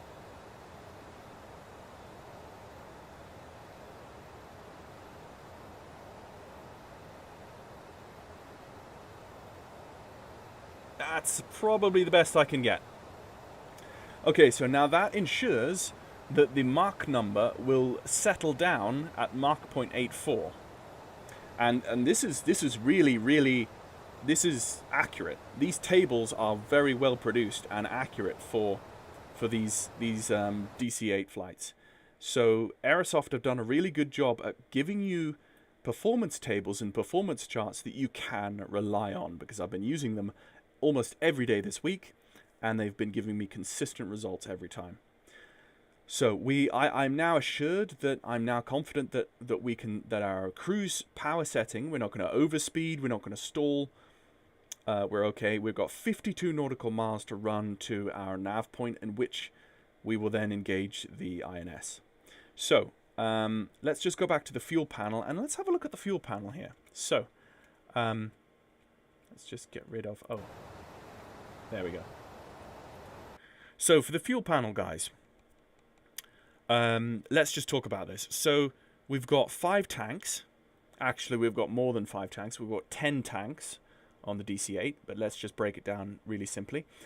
Imagine these tanks as if the middle one is in the fuselage, because it is, and the nose of the airplane is pointing up at the top, and the tail is down at the bottom, and the left wing is on the left, and the right wing is on the right, and tanks and engines 1, 2, 3, and 4 are like this, okay? So this first section is for engine 1, engine 2, this is the center tank, and then engine 3, and then engine 4, okay? And then our total fuel quantity there. So the way this works, really simply, is we have an alternate and a main tank for each station. So engine number 1 has an alternate tank and a main tank. Engine number 2 has an alternate tank and a main tank, and you can see it says A and M, and they have little symbols. And then the center tanks also have an alternate tank and a main. No, both of them are called alternate tanks because there is no main tank that feeds any engine. They both equally feed all four other sets of tanks. Engine 3 has a main tank and an alternate tank, and then engine number 4 has a main tank and an alternate tank. Now, one little detail you see. Look at how on the left-hand tanks, the main tank is on the inboard. It's on the right-hand side, and the alternate tank is on the outboard, right? On the left side. But as soon as you go to the center tanks and you look over to the right-hand side of the aircraft, look at that. The main tank is on the left-hand side. It's on the inboard. And the alternate tank is on the outboard, right? Again, engine number 4. Main tank is on the inboard. Alternate tank is on the outboard. So it's basically flipped around on the other side of the panel. So it's not consistent all the way across. So when you're looking at these gauges, you have to quickly double think yourself and go, okay, this is engine number 2, main tank is on the right. Engine number 3, main tank is on the left, right? Okay. So after looking at that, let's actually just pause track out because my neck is getting a bit... and let's just move the camera position down. Now, what is going on with this tank pumping? So up on the top, we've got our PSI for our fuel. And currently, our auto flight engineer has our tanks all set on boost plus feed. I think you can run them in cruise on feed only, but for the moment he still has them on boost plus feed. I'm not going to touch what the autoflight engineer is doing at the moment. But remember how we set those little needles before we started the engines? That tells the autoflight engineer. That tells the autoflight engineer where the fuel state is starting from, and based off that, he can then manipulate the tanks as needed. So with the engine number 1 and engine number 4 tanks, there's a little asterisk. You see on the main tank for engine number 4, and it's the same on engine number 1, you have alt must be full, and it has an arrow from here all the way to maximum. That means that you shouldn't pump any fuel from your alternate tank into your main tank until the main tank is at least below that mark. Now, what do we see? We see currently the dial for the main tank is below that arrow. Therefore, the autoflight engineer is currently pumping fuel from the auxiliary into the main, and he's doing that. He's turned on the boost pump and he's turned on the knob to fill. So the boost pump is sending the fuel up, and it brings it back down here, the dotted line, into the fill and into the main. Now, if we go to engine number 3, there is no fuel in the auxiliary tank, so he's not pumping anything, right? If it was a long haul, he would. If we go over to this side again, he's not doing that because in engine number 2, there's nothing in the auxiliary. But look. Engine number 1, he's pumping as he is on engine 4. On engine 1, the main tank is below that threshold, so he's pumping. Boost pump is on. He's pumping this up through this, down this dotted line, and in through the fill. Okay? Oh crap! What's happened with our?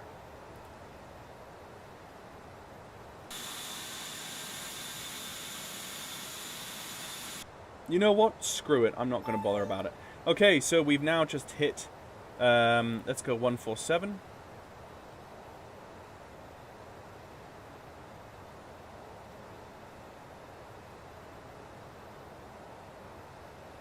Okay, we're going outbound 147 on our new course. Now that we have passed this waypoint, if we go to the INS and we go to distance and time, you can see that we're going from waypoint 1 to waypoint 2. Now, we can now engage our INS. And the way we do that is we do two things. we first go down to our nav selector and we go from radio to INS and we click that. And then we go over to our autopilot and we go from heading select into aux nav. Like so. And immediately that's going to, the INS is now taking control and we're flying from waypoint 1 to waypoint 2 in the INS. Now, I like to keep the right-hand INS on desired track and status. So the desired track is 149. We can now put 149 there, like so. And I like to keep the left-hand INS in distance and time. So we can see the distance to waypoint 2 is 132 nautical miles, and the amount of time it takes to get there will be 14.8 minutes. So that gives you some fun information there. I think there's wind as well. Yeah, I think there's a way. Yeah, ground speed. Yeah, so knots and ground speed. If I was to go all the way over here, I don't know what that TK means, but ground speed is 531. So, heading DA. I'm not quite sure what that is, but I can find out in the thingy. Okay, so we have 0.8. Yeah, so if Mach 0.85 is in between 0.8 and 0.9, we've settled just at Mach 0.84. So our speeds are correct. We've got 149 on the INS, and let's just sync up our heading selector if we need to do anything there. And there we are. There we are. We're flying as we should on our course, and we are golden. That is how you get the DC-8 in the quickest and most efficient way, cutting out a ton of stuff on the checklists that you don't technically need to do, unless you want to be super realistic about this all. But that is the quick noob version of getting a DC-8 from cold and dark to cruise level on Vatsim. Now let's see how long that took me. How long have we been live streaming? We've been live streaming we've been live streaming for an hour and 46 minutes already. Can you believe that, Ian? I'm sure you can. And I don't know graphically what's gone on with my P3D version 4, but it looks crap. But I'm not flying in P3D version 4 for the visuals. I'm flying in P3D version 4 for the historic vintage commercial airliner, which we don't have in Microsoft Flight Simulator. And I'd love to have a DC-8 in Microsoft Flight Simulator or a 707. We're going to get the A300, the INS version of the A300 by Just Flight in Microsoft Flight Simulator at some point. But until that happens, I'm learning the INS navigation in here in the DC-8 first, so that when the A300 comes along, I can fly that from the word go. And also, having learnt this should teach me how to fly the Concorde as well, since the Concorde has an INS as well. So now that I've kind of explained briefly the fuel situation, let's go back to the fuel panel. Now that we've engaged the INS and I feel confident that we will be fine to leave these controls for a bit, we can go back to the fuel panel and stop looking at this crappy sky. Hopefully that will dissipate soon.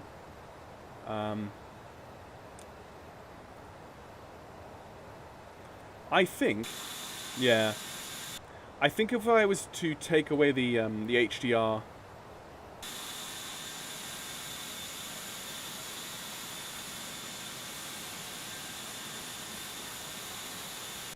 if I was going to go to the lighting panel and disable HDR, it will probably be okay. No! It's still bad. Let's go back to HDR then. I probably shouldn't have done that, and that would probably crash the sim, but never mind. Yeah. I've never seen that happen before. I'm running into all sorts of visual glitches in P3D again that I left the P3D platform a while ago, and I'm only back here for the vintage commercial airliners learning navigation that you can't get in Microsoft Flight Simulator. So But I hope my rough explanation of the fuel system made sense to you folks.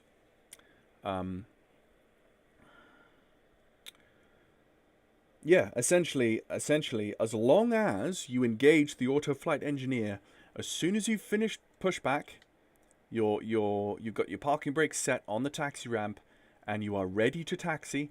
All engines are idling, they're all on, you're ready to taxi, you engage the auto flight engineer just before you start taxiing, you should be fine. And as long as before that you have set those little needles where the fuel gauges were before you started the engines to show you where the total fuel amount was, when the auto flight engineer is engaged, he knows what's going on.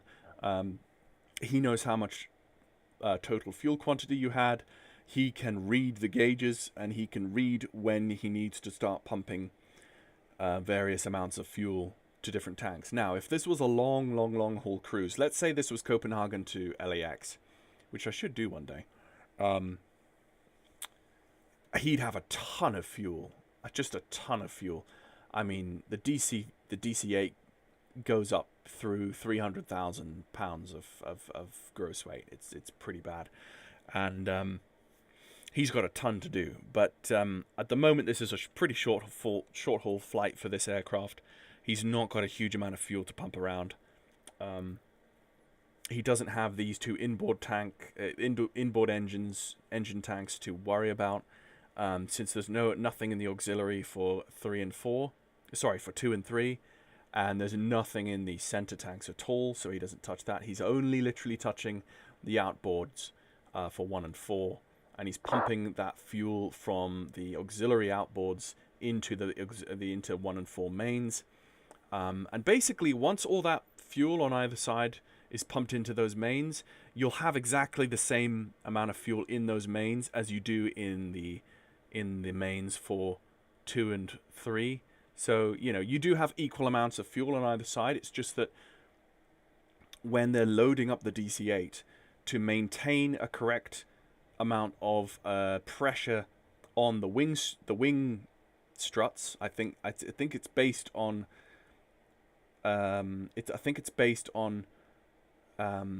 sharing out the load of mass in the aircraft across the wing struts evenly, and that's why you put fuel in the auxiliaries in the tips, and you pump them back into 1 and 4 mains at a certain point. Obviously, those little arrows tell us don't pump anything into that main tank until that needle is below that threshold, because just because you don't question these things.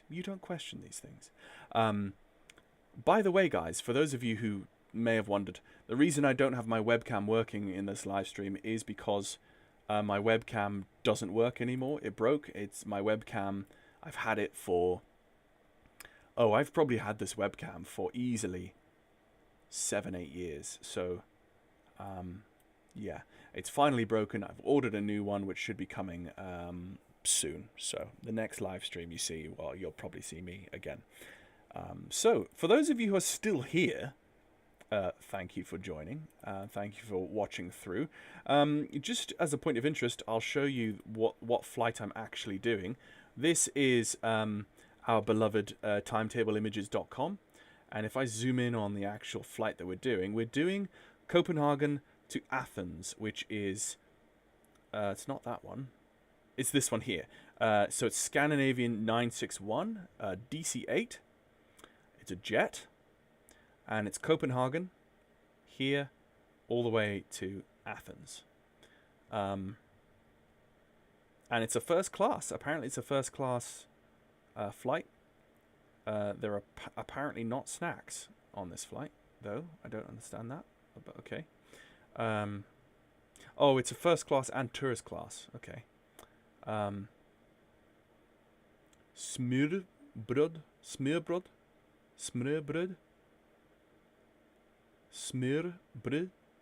Danish open-faced it's the open sandwich. Yes, my good friend Eric Lund has taught me all about the Scandinavian open sandwich. They are delightful things. Anyway, so that is the vintage route that we're flying. Obviously, the waypoints are a bit up for debate, but of course I've just gone and planned my own flight like that. Evening, bearded toad. Hey, how you doing? You reached me in cruise in the antiquated Lockheed Martin Prepared 3D version 4 with some weird lighting glitch that's going on. The transition from day to night, you see, is all of a sudden become 8-bit. So yeah, there's that. What flight I'm at? Okay, good to see that my audio is actually working. Yeah, I'm quite glad that I've actually got to cruise without some sort of P3D crash or anything. Although I do, like I say, I did have the FSUI PC autosave set up. So now if I go to where am I? Oh, there I am. SAS 961. I'm a DC-8. And Athens does not have any ATC online, but that's okay because we can just do Unicom calls. Some say antiquated, but others say daily driver. Yeah, yeah. I do have some custom sky textures for ASCA though. Default ones aren't that good. Lol. Yeah, this is Active Sky Next set to this is full dynamics. Apparently, what am I opening? This is full dynamics. What am I doing? Lock to aircraft. Thank you. Which again, it's not very vivid. It doesn't look very good. Maybe I should put global automatic. I don't know what the difference between full dynamics and global dynamics are. Oh, this theme globally applies weather-influenced textures automatically throughout your flight to provide maximum variety. Full dynamics with intrinsic variation. This theme provides higher performance and simultaneous cloudscape variety.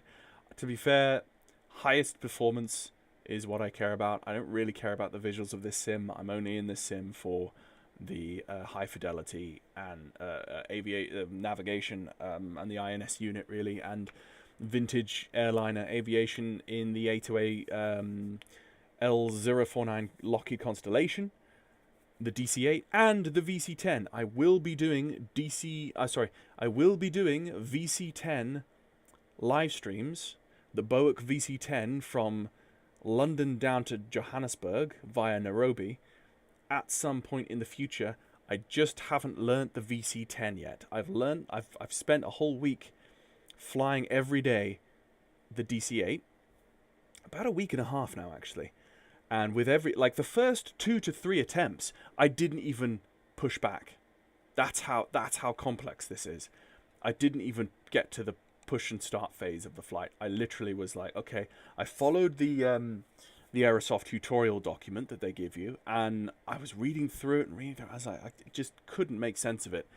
And because I'm so visual, I thought, right, what I'll do instead is I'll go to YouTube and I'll pull up a tutorial of how to get the thing running from cold and dark. And that's basically what I followed.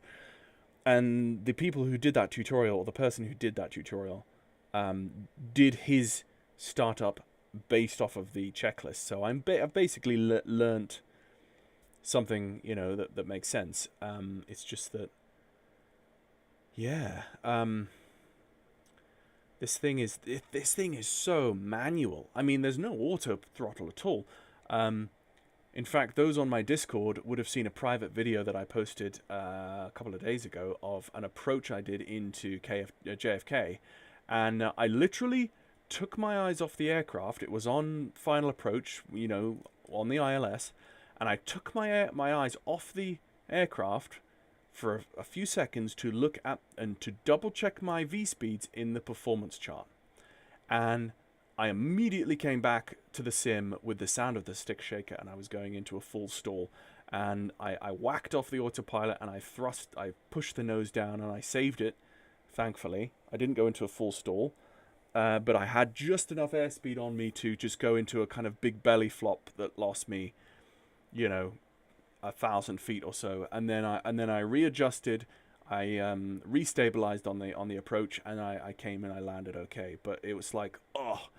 And on Vatsim, if you're doing that on Vatsim, with other traffic around, with ATC telling you what to do, that's a nightmare. So anyway, so we've come to our next waypoint, and what is the aircraft going to do? All by itself, of course, is it's going to make its new turn onto.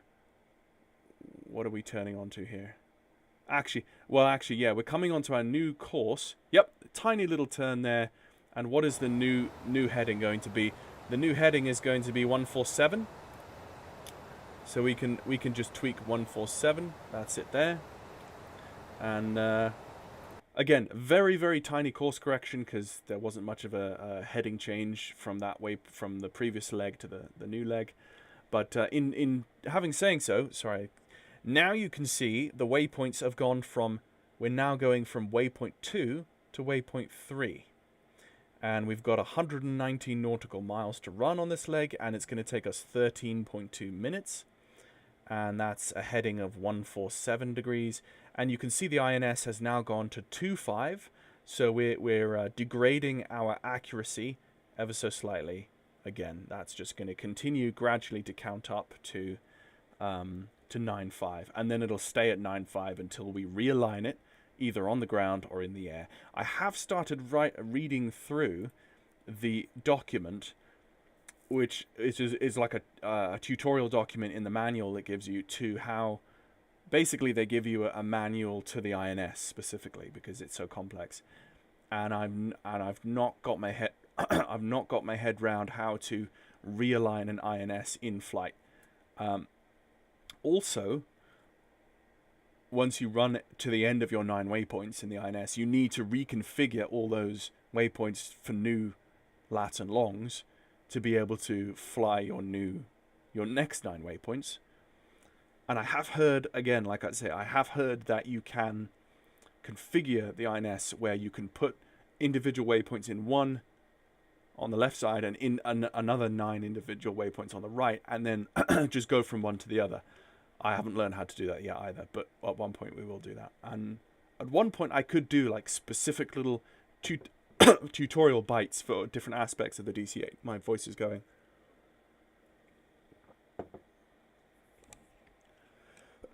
Excuse me.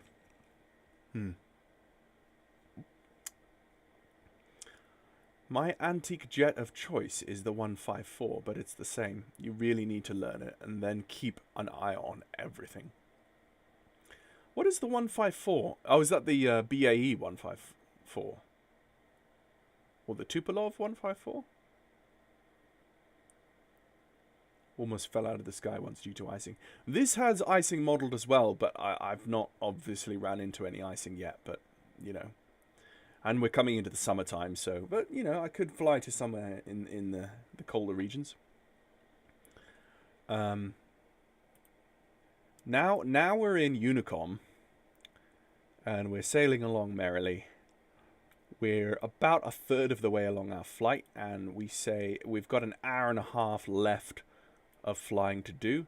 We're going to come up against Hungary control, which is Budapest control. That we're going to hit Budapest control soon, so I'm just going to run to the bathroom quickly and then come back so that I'm fresh as a daisy for Tupolev 154. The DME updates are pretty simple. You go into a special mode, punch in the coordinates, and tune the respective frequency on COM1 or COM2. I'll come back to you on that, Bearded Toad, because I'll pull up the document and I'll show you what they say. But anyway, I'm just going to be back in a second.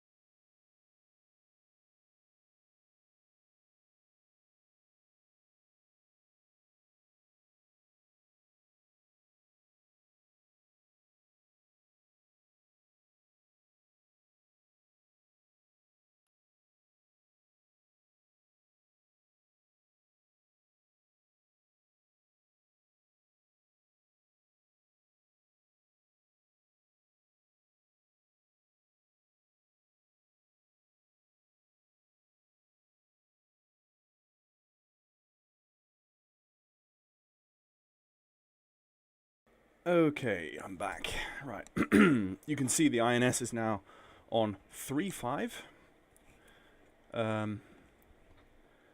Right, let me pull up the menu, open recent. It's SIVA INS manual.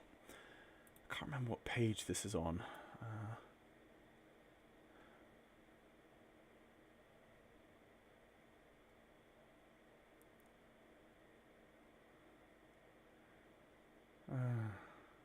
Here. Right, so here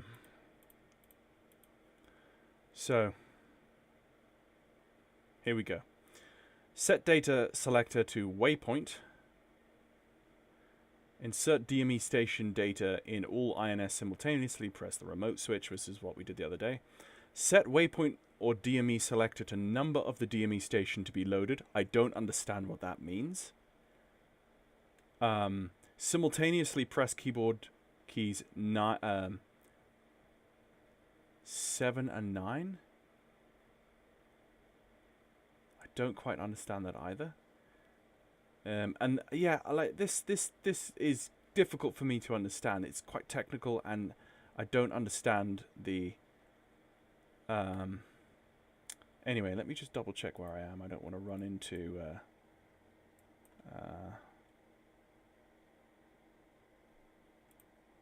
Okay, no, we've not run into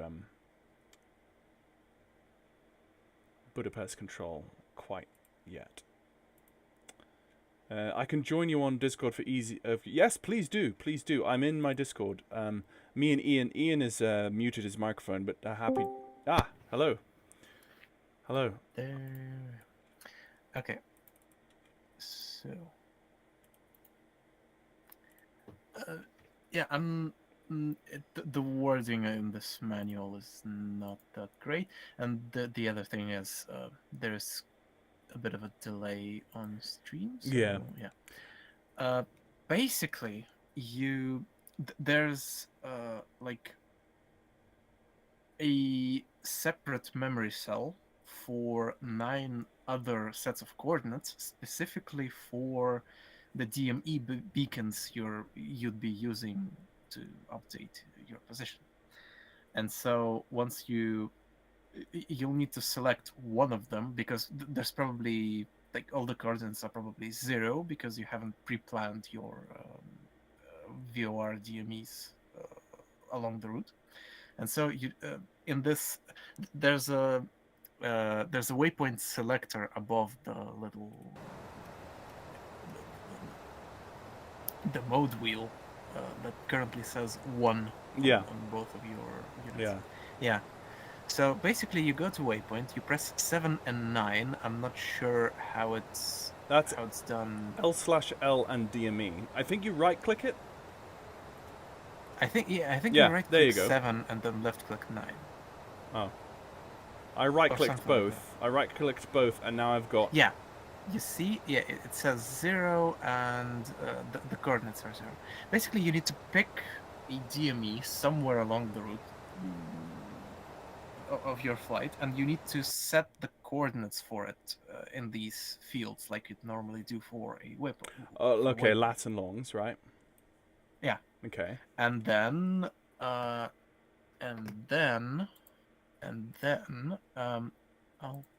probably need a second look at the menu. I remember. I remember about pressing 7 and 9. I don't remember how to enable the actual mode. I think you just after you punch in the coordinates, you just press waypoint change, then you select the number of the waypoint that you've just set up, and press enter, and it should work. It should just work. I remember hearing that you enter in the frequency of the beacon, and you enter in its elevation. As well. Yeah, you'll need to enter elevation. Because elevation not data. The frequency, but elevation. Okay. It's done via the something to do with the 2 button, the number 2 on the keyboard. So first you'll need to set the coordinates for your DME of choice. Okay, I'll say I won't do it now on this flight. I'll have to learn to do it for future long-haul flights. But if you explain it to me now on stream, I'll have what your explanation recorded on the live stream, and I can go back and reference that. Okay, I'll pull up the manual for it. Was it DC-8 I don't exactly remember how to enable the actual update process, because it does this like in the background. Okay. You can even use the INS itself for navigation while you're updating. Although it's not recommended. It's recommended to set your autopilot to to heading while you're updating. Okay. But when I flew the Concorde, I just did this while flying. I didn't reset the autopilot, and it worked fine. Right. I had 2 VORs of choice. Like on a simple 3-hour, more like 4-hour flight. Yeah. I had 2 DME updates because the drift was quite high. Is the drift quite high on the Concorde because you're literally going Mach 2? But could be the case, but also on the Concorde there are actually 3 SIVAs. Oh, really? So, they crosstalk between each other, and so the drift should be less, a bit less than Interesting. on the DC-8. Interesting. Yeah. Huh. They reference each other's position, and then just they see, and then decide get like an average between all 3. Yeah. Interesting. Yeah. Interesting. Huh. Let me just double check where I am. Send me the PDF. Yeah, sure. I'll send it to you in Discord here. Let me just go to where you are and upload file. Because there could be some differences between add-ons. Because I have the manual for the external SIVA for the Concorde. Oh, nice. There's it to you in Discord. Yep. Yeah, I'd be interested to cross-check it with the Concorde SIVA. Is it officially called a SIVA? Well, it's Delco Carousel 4A, but the 4 is like in Roman numerals, so it's CIVA. Ah, okay. Huh. Okay, so this is a new heading. In 2 nautical miles is it's going to change to 146. Yeah, so basically, also 139. One thing that I did expect is after you've pressed the 7 and 9, it was flashing 0 in the waypoint part of the screen. Yeah. Of the screen, and that meant it wasn't DME updating at the time. Like the mode was off. Oh, basically. I see. Okay. Okay. So maybe I need to watch Concorde tutorials then to learn the INS. It's probably the most people that use the INS are using it for the Concorde in Flight Sim. Anyway, let me just double check where I am. I don't want to run into Budapest control. I'm still okay. Still a few miles from Budapest control. And we still don't have any onwards ATC in Athens. Would be nice if Athens approach or someone came online, but whatevs. Yeah, so you press 7 and 9, you punch in the coordinates, you press insert, you punch in the eastings, you press insert. Then you press 3 and 9.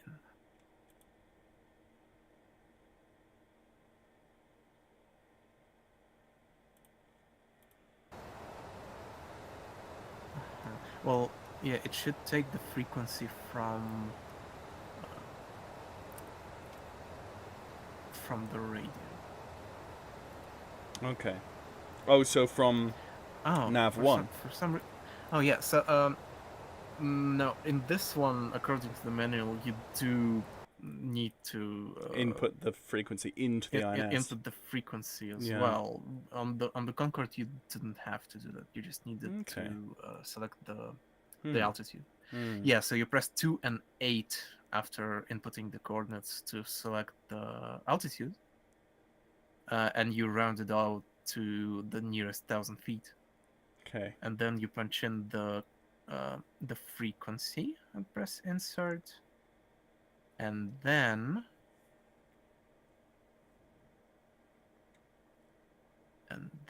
how do you actually update? You set the data to distant track system status. You press 4.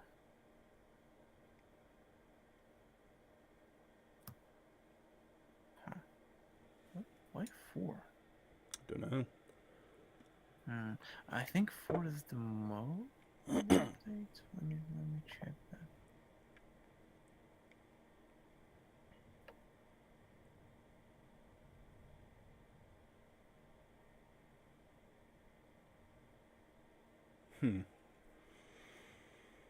Yeah, it's definitely an interface that takes learning for someone of our of our age, because it's so. Let me actually check the Concorde manual because it's a bit better worded. Sure, things are usually so much more intuitive in our age. Before beginning, use the waypoint selector to select a slot between 1 and 9. Yeah, you press 7 and 9 simultaneously. Wait, is that okay? You press 7 and 9.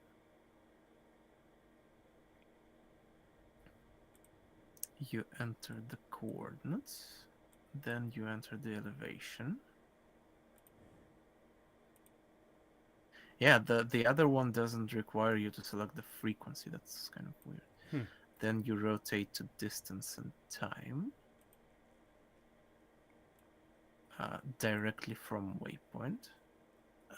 And you need to do that like directly from waypoint because it will cancel the DME mode.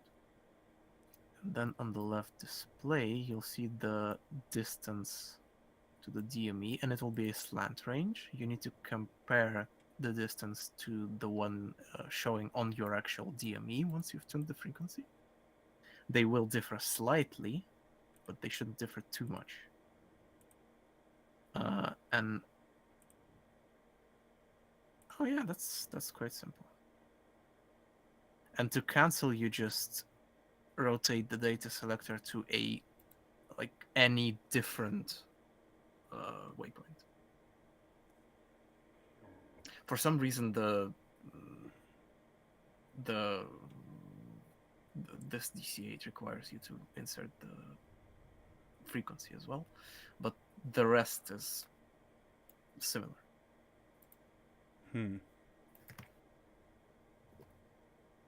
Just reading it. We could actually try it. It shouldn't, since the waypoints go into a different memory cell, it shouldn't interfere with your flight plan. Okay, let me just find this. Using common rule of thumb, we divide the altitude to be lost in flight levels by 3. Okay, no, which is the distance required. Okay, all right.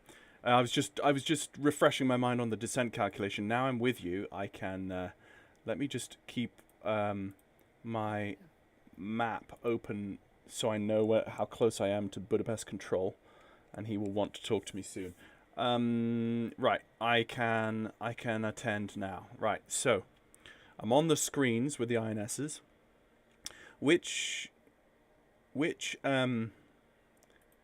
My next VOR is 113.4. I could use that. Well, it doesn't even have to be something on your flight plan, just somewhere along the route. Okay, maybe I should use... I remember hearing in the manual I should use something offset so that it gets like a side angle reading. Because it needs not just distance but direction too. Right, so I'll use if I just pull this over again, I'm right here, and I will use SAG, SAG over here to the east of me, which is 114.4. And I... Okay, you'll need the coordinates for it as well. Okay, so the lats and longs? Yeah. Okay, I've got the lats and longs on the screen. Maybe I should just call... Yeah. Maybe I'm still a bit too far away. Okay. Depending on how long this takes, might have to just pause and go and contact Budapest Control. But for the moment, I'm with you. Okay? Okay. So we can use any of the SIVA interfaces. Okay. I'll use the one on the right. You need to put the mode into waypoint. Mode selector to waypoint. Yep. And press 7 and 9. So right click 7 and left click 9? Whichever way you did this before. It should switch. Okay, modes. I've right clicked both and 0 is flashing. Okay, so I think the portion goes blank, number of the DME station being used for yeah. Okay, so now you just start loading the coordinates like you would do. Okay, so north normally. 48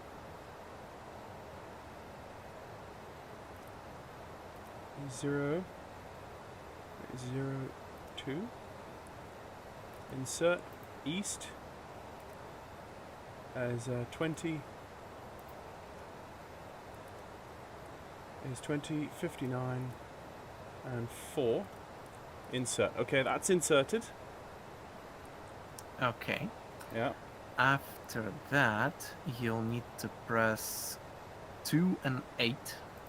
So right click like them? You did with the 7 and 9, yeah. That's not done anything. Try left then click them both? 3 and 9. Oh, 3 and try 9? 3 and 9 first. Right click. Yep. Now I've got, so now I've got 0 on the left and 00-00.0. Okay, so that's showing if there was a frequency and altitude set, it would show there. So now you press 2 and 8. So do I not enter anything in there then? Yeah. No. Okay. Yeah, you press 2 and 8. So right click them? Your insert key should, yeah. No, the right click doesn't work for them. Then... Oh, 2 or 8. So just press 2. Oh, insert is now lit? Okay. What's the elevation of this? Oh, crap. Elevation 370 feet. So you just press 0 insert. Yeah. 0 insert. Okay. Now you press 4 or 6. Just press 4, I guess. 4. Now insert should light again. Insert should light up. And do I put in the frequency? What's the It's 114.4. So you just go 11440. Okay. What is the dash after the 10 digit? That looks a bit weird, but it's just using the normal display. Okay, done. Should be press insert. And pressed insert, yep. Okay, so you go now with the selector. You go to distance time mode. So 1 click to the right. Oh, yep. It should show now the distance to that. You've cancelled the mode. Go to back to waypoint. Yeah. 7-9, and back to distance time. Don't go to any different position. Ah, there we go. Yep, it's 109. It should show the. It shows the 109. Mm-hmm. Now and it's still flashing 0. Okay, that's good. Tune the frequency on your nav2 probably. Is it nav2? Okay.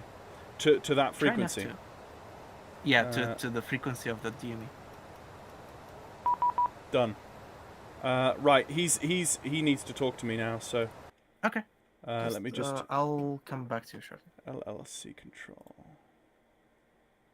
39 Budapest Radar identified. Proceed direct to Arfox Point. Direct to Arfox, Lufthansa 339. Budapest control, good evening. Scandinavian 961 with you, flight level 310. Scandinavian 961 Budapest Radar, good evening, identified. Proceed direct to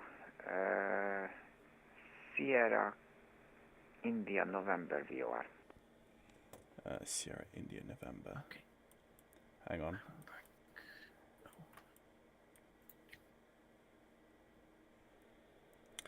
Budapest control, would it be okay if we just continue as currently filed, as I'm flying with an INS navigation unit and I'm just running through some stuff here? Yeah, no problem. Continue as filed. Okay, thank you. We will continue as filed, Scandinavian 961. Okay, so we're good. We've got a clearance and good to continue. So, right. Do you have a DME? So I've got oh, what did I put in? Oh, it needs to be 14.4. I've got that in now. Oh, in nav 2. You just cross-check your DME with Lufthansa 339 proceed direct Nikra. Sorry, see what it's showing. Sorry, I didn't hear what you said. Direct Nikra, Lufthansa 339. Cross-check your actual DME distance from nav 2. It's probably on the first officer's side. 199 miles, he says. Actually, let me just check. That's what he's actually... Yeah, that's actually what he's looking at. Yeah. 198 miles. He's saying 198 miles, and the SIVA is saying 97 miles. And the frequency is... is 114.4. Try switching it back to... Lufthansa 339 contact to the Budapest. waypoint mode. Approach on frequency 122.975. Have a safe flight. So 48 122.975, thank you, Lufthansa 339. 002.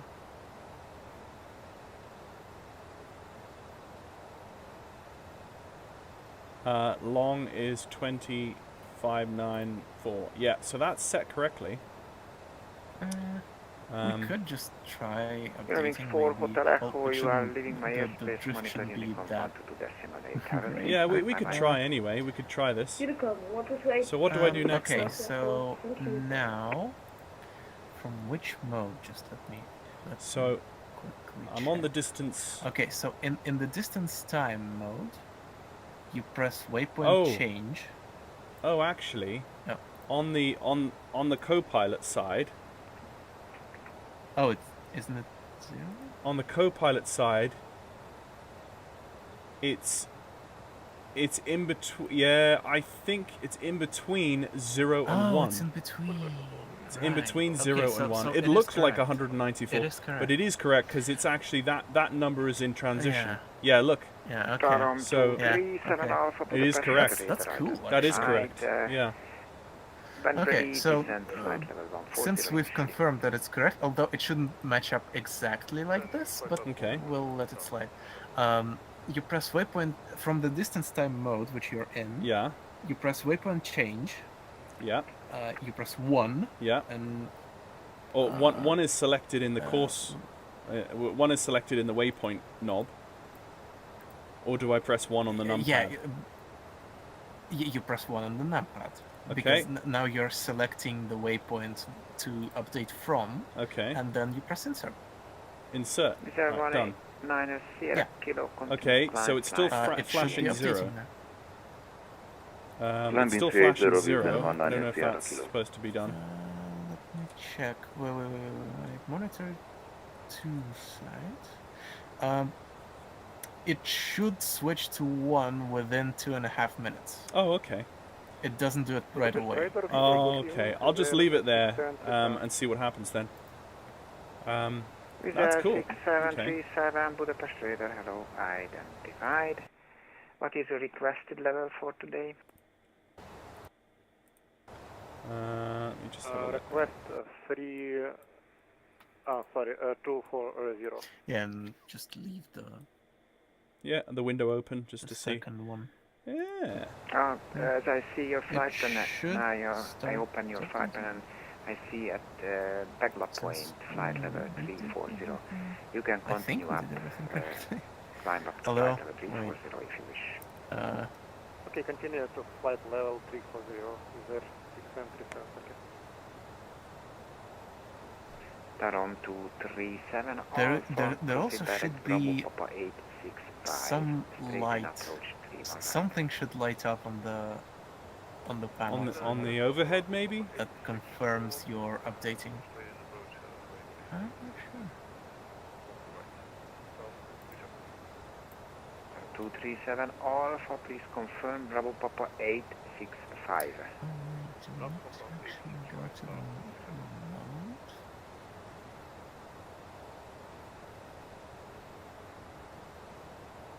Right, so we've entered the coordinates, the elevation, the frequency. That's correct. Then, oh, wait. Go on the right SIVA. Go out of that mode by selecting like any other. So like any other back to position on the waypoint. wheel. Like to the wind or distance track. Oh, just go to the distance track. I've gone wind. STS section. Yeah. It's gone back to waypoint 3 go to to 4. distance track. Yeah, that's correct. Go to Okay. distance track STS. Okay. Now you need to press 4 on the keypad and press insert. 4 on the keypad and insert. Done. 280 Budapest radar, good evening. Now what did that do? I'm not sure what that did, but it did something. Yeah, I saw now, that. It did. You go to distance time. Right. To distance time, and you press 7 and 9.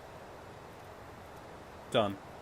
Ah, now And it says now you 92 go- and it's flashing 1. Yes. Yeah, we're updating. And is that it updating? Yeah. So, if I was to go back to distance...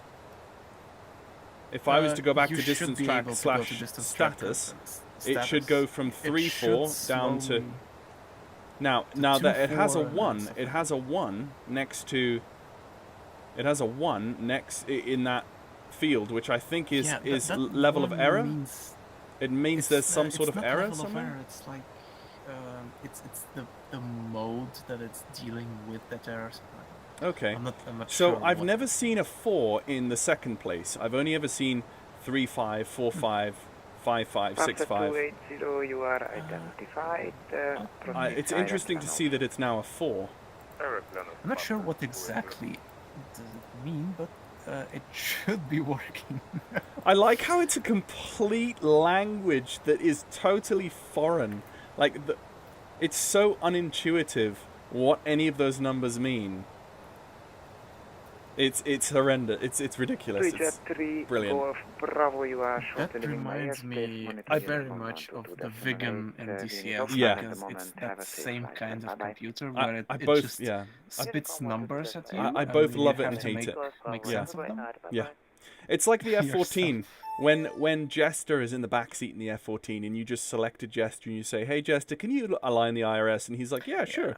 And you hear him sit there punching all these numbers into these analog buttons. And then like 15 minutes later he's like, "Yeah, the ILS is aligned," and you're like, "Great, let's go flying." Yeah. All right, there's the next turn onto heading 156. So we should be slowly updating. And to cancel that mode, you repeat the same steps. So you go to distance track. Sorry. We're now on 2-4. We're now on 2-4. You see, we're correcting the error. That's crazy. 122.8 with 190 kilo. And to cancel that, well, the mode will automatically cancel once we go out of range from that. I see. Well, I'll let it just automatically cancel then. But this makes me absurdly happy. Learning this. It's like when I first learned what a radial was and how to navigate by a radial. It made me absurdly happy.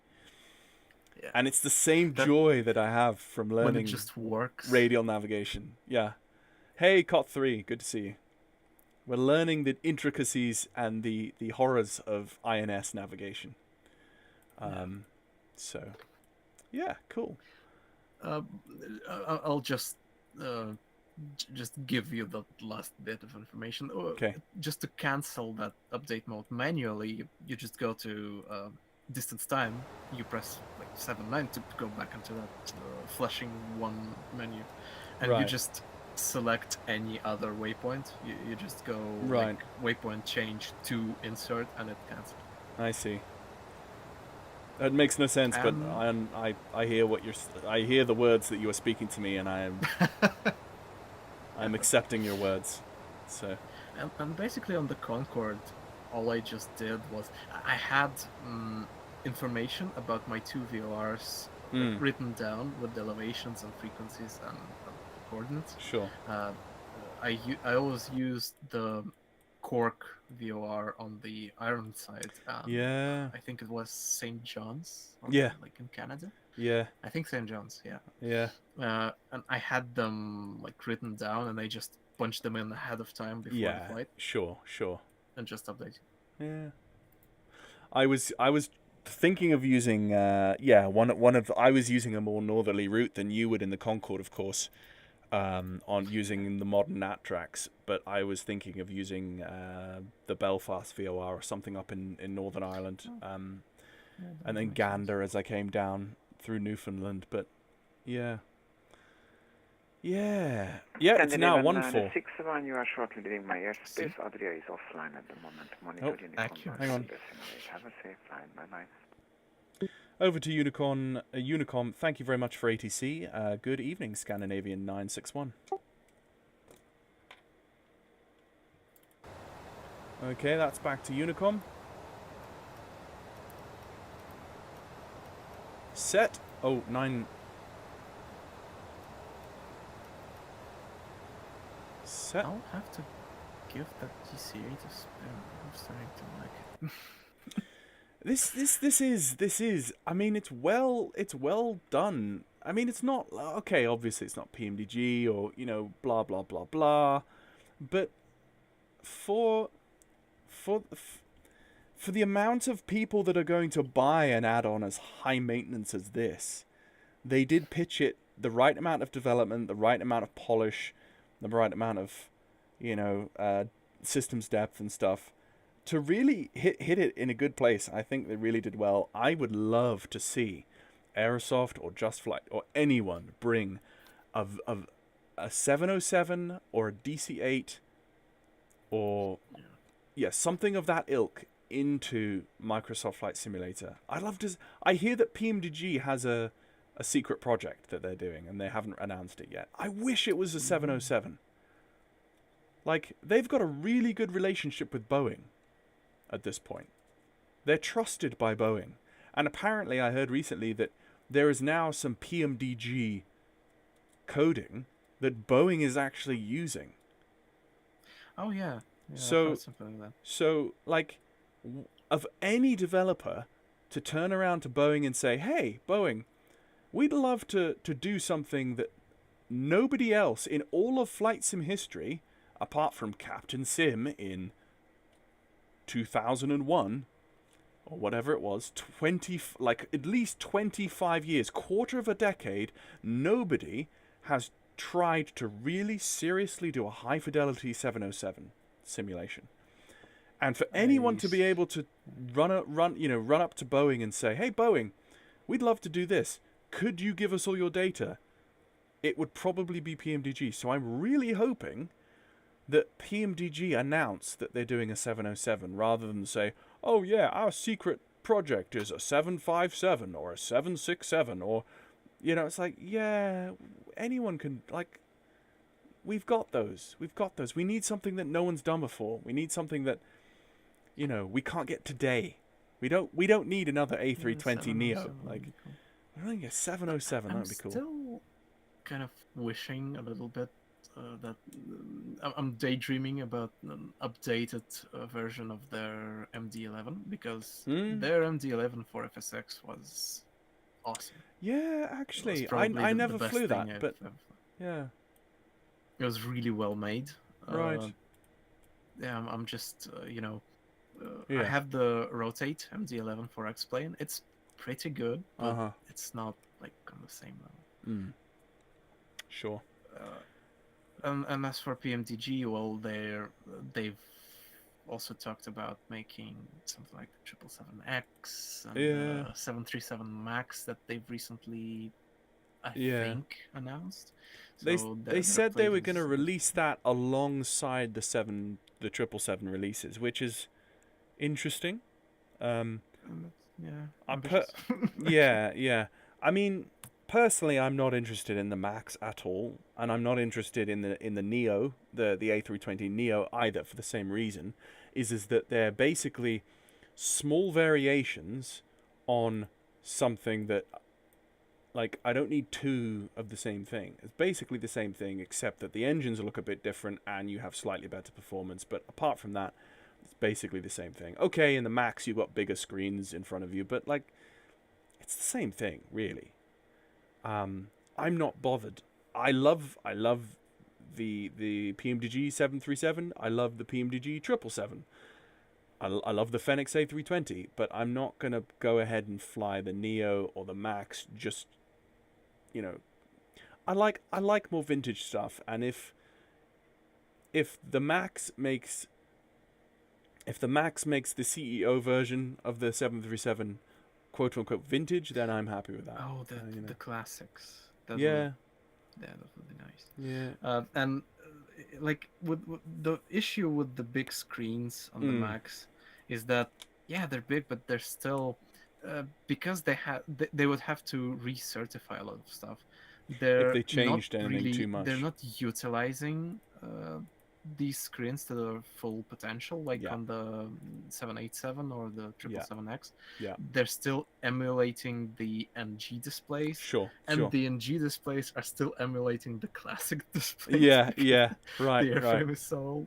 Yeah. That's a good point you make there, yeah. Yeah.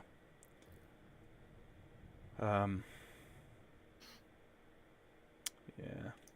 yeah, that's how it was. So there is a really nice. I actually have a really nice 727 for X-Plane that also has an option for CVAS. So I've heard.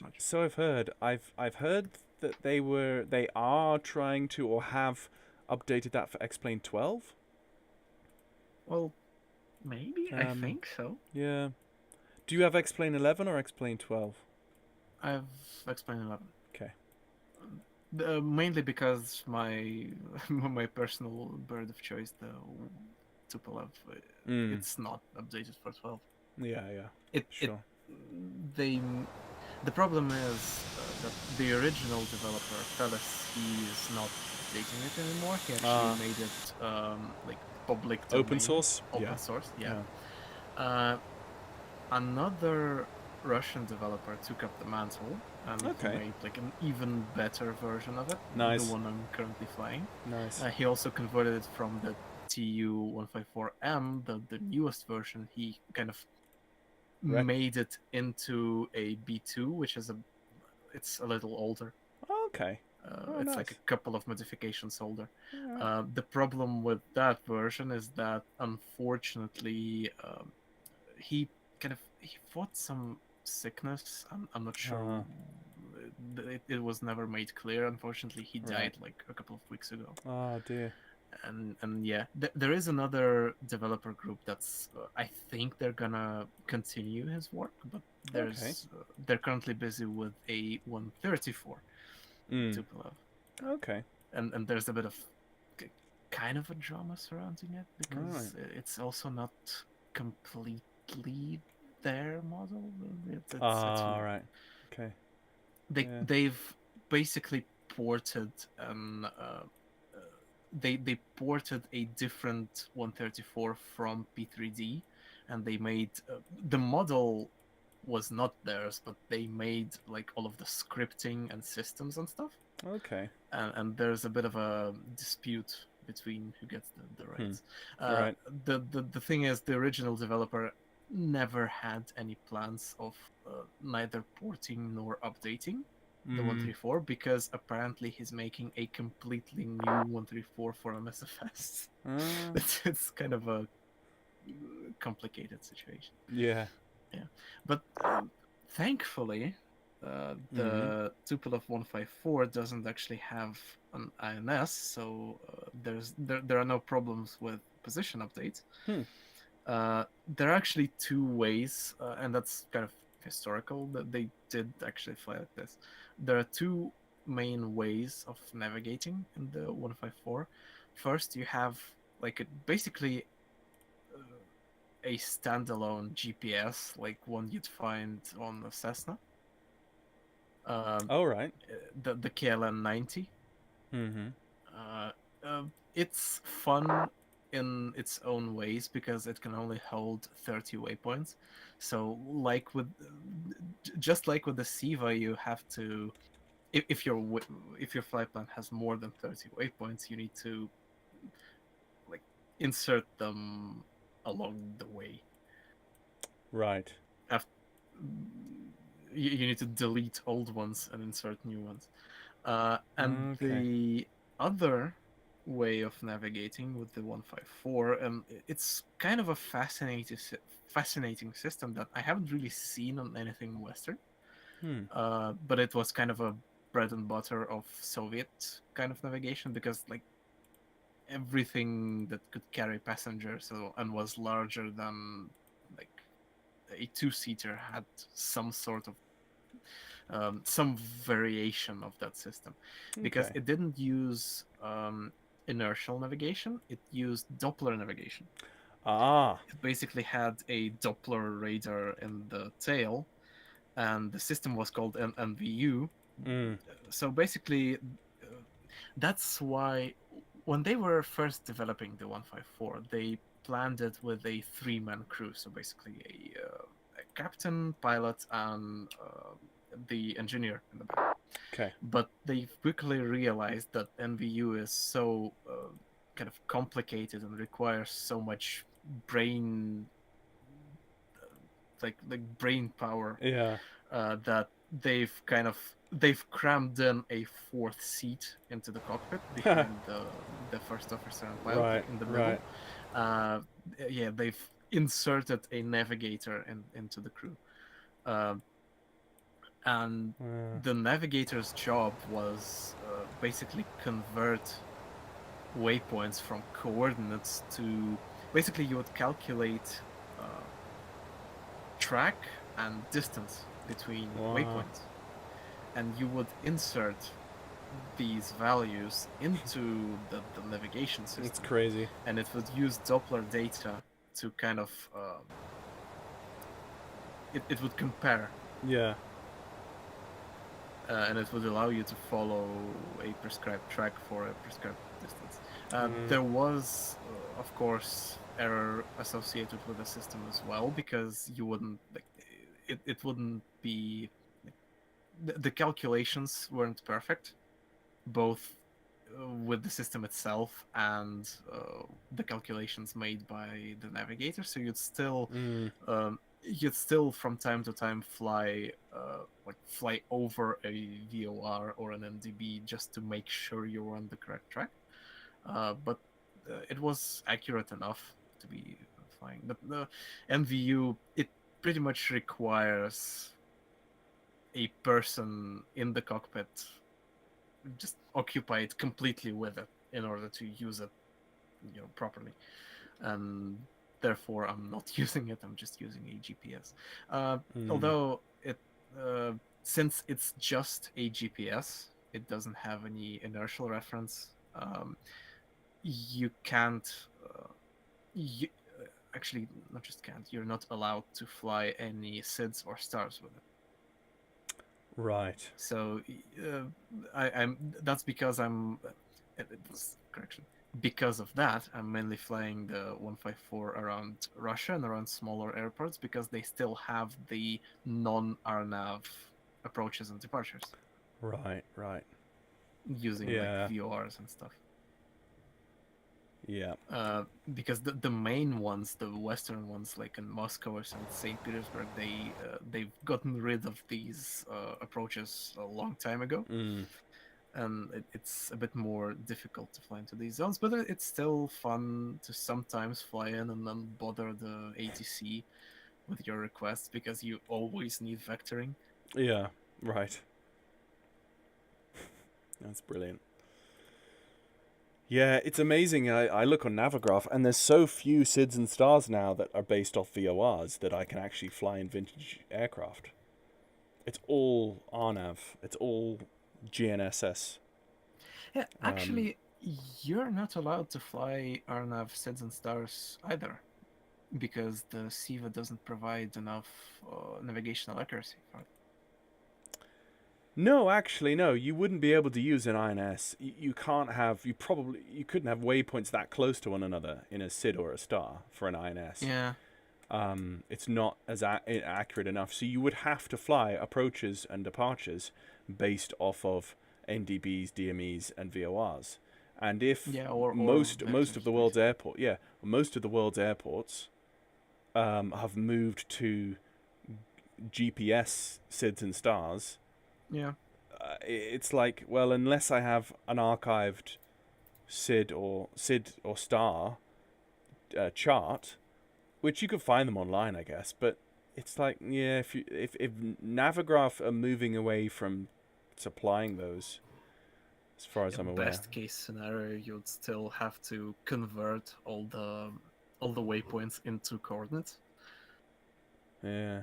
And on some of the charts, they don't even include the coordinates on the main page. You have to kind of look for them elsewhere.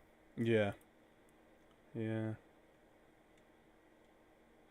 I've just done some calculation.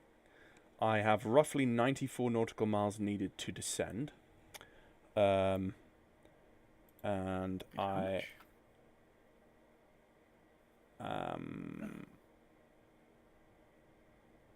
Wait, so you're flying, what, level 310? 310, yeah. So... well, I'm not sure about the wind. You'd need, what, 120 miles? Well, in the tutorial document, it says... we divide the altitude to be lost in flight levels by 3. So... so let's say if wait, so, does it say that? And then that is the nautical miles needed distance required to. So basically, if I'm descending from flight level 310 down to 3,000 feet, that's 310 3,000. That is I just did it here. So 310 minus 30. That's so I need to descend flight level 280's worth. So I need to descend 28,000 feet, divide that by 3, and that gives me 93.333. Oh, I usually, well, there are multiple rules of thumb. I'm more familiar with a different one. It's basically you take just the thousands. Okay. Thousands of feet that you need to drop, and you just multiply them by 3. Oh. So you're losing 28,000 times feet. 3 is, mate. Yeah, times 3. Times 3. Is it times 3? Yeah, feet to lose times 3, and then I usually add about 10 miles. If I'm in the DC-6, I add 20 miles. If I'm in the Connie, just 10 miles. Well, the tutorial here says. You will note we should be at 4,500 feet at YYJ. This gives a descent of 28,500 feet. Using a common rule of thumb, we divide the altitude to be lost in flight levels by 3, giving 285 divided by 3 equals 95. You basically take the hundreds of feet and you divide the hundreds by 3. That's just a different way to calculate, although it does give different results. Okay. Okay. The multiplication one is usually more conservative with distance. It gives you more distance. Okay, so basically that's why I am using that. Yeah, so on average then, 30,000 to lose, times 3, 90 miles. Yeah. That's it. It's pretty much the same. You'd usually take the wind into account as well, because 3 times 30, 90. So I've got 28. I've got flight level 280. So I've got 28,000 feet I need to lose. Yep, times 3. So that's it's distance in miles. So you mean you take 28? Yep, 28 times 3. Okay, so 28 times 3 is 84 nautical miles. So that's less. 84 miles. That's less than I actually had. So that's less conservative than I had. Yeah. And then I always add a little bit extra. Okay. Because obviously that depends on your speed now. Right. Yeah. You know, if you start slowing down, then you're going to need more time. Yeah.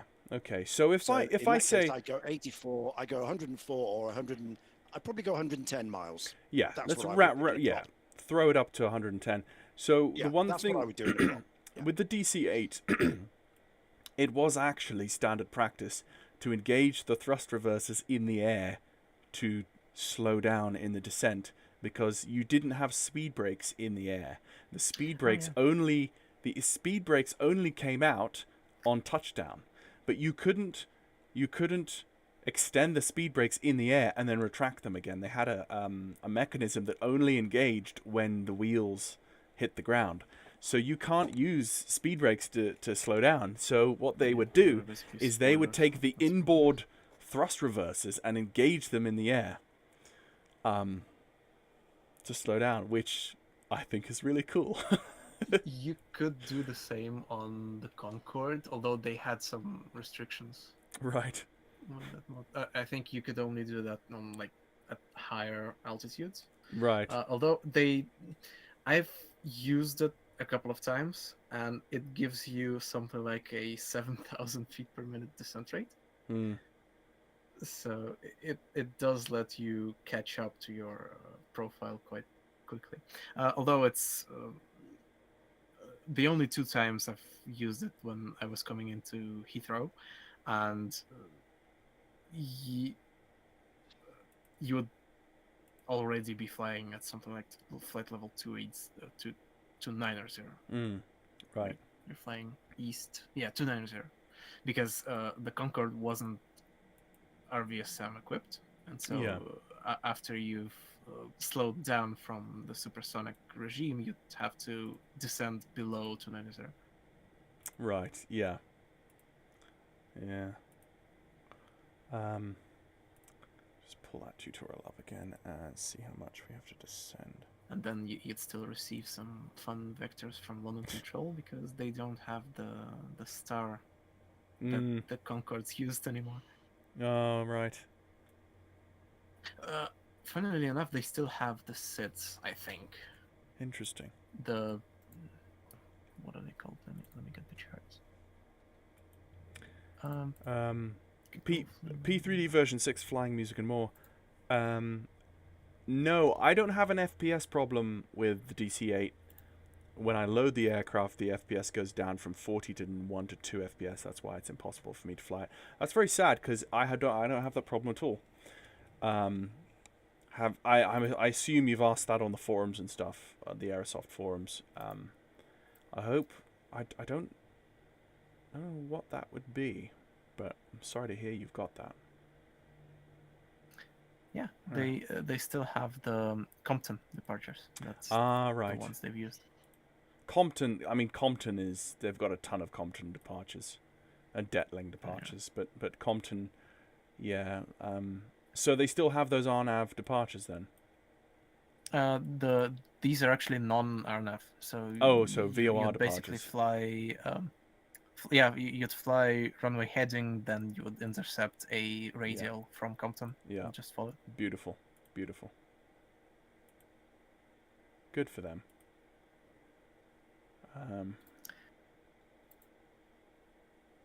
the best one was the departure in New York, the Canarsie climb. Oh, the yes. famous one. Yes, the famous Canarsie climb. Yeah, it's not.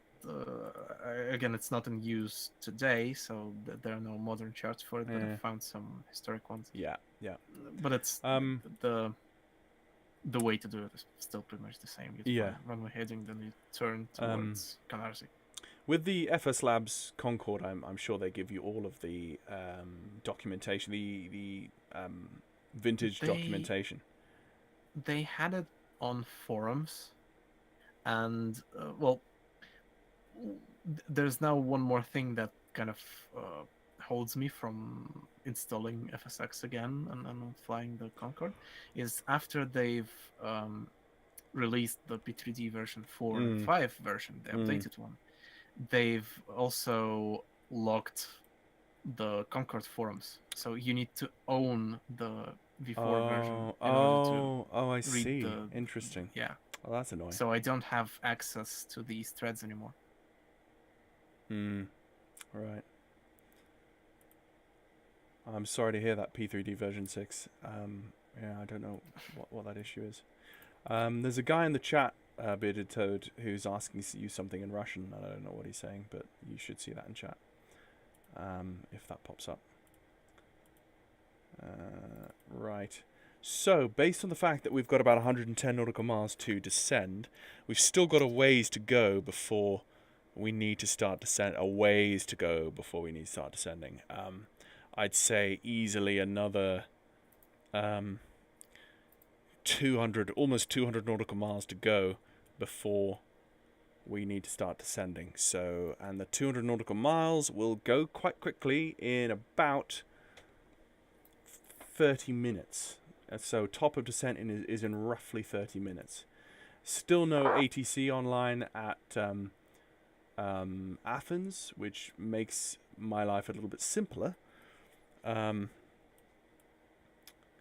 So yeah, the next half an hour, 45 minutes is going to be fun.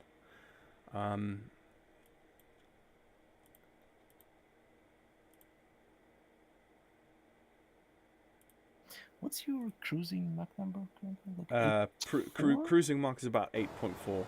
Sorry, 0.84. Yeah, 0.84. Perfectly.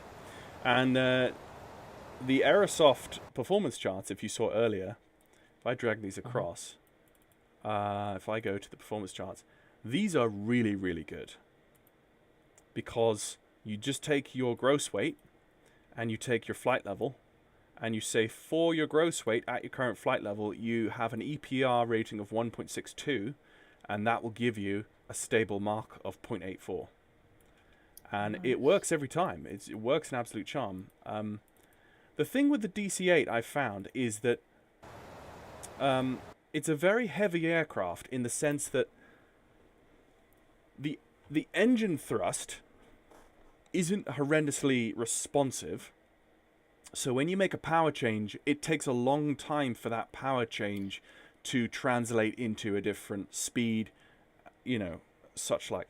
So it would be very, very hard for you to judge it by eye and just to fiddle around with the thrust to try to get a stable Mach, because you'd just be all over the place, because the planes take so long to adjust to that new thrust setting.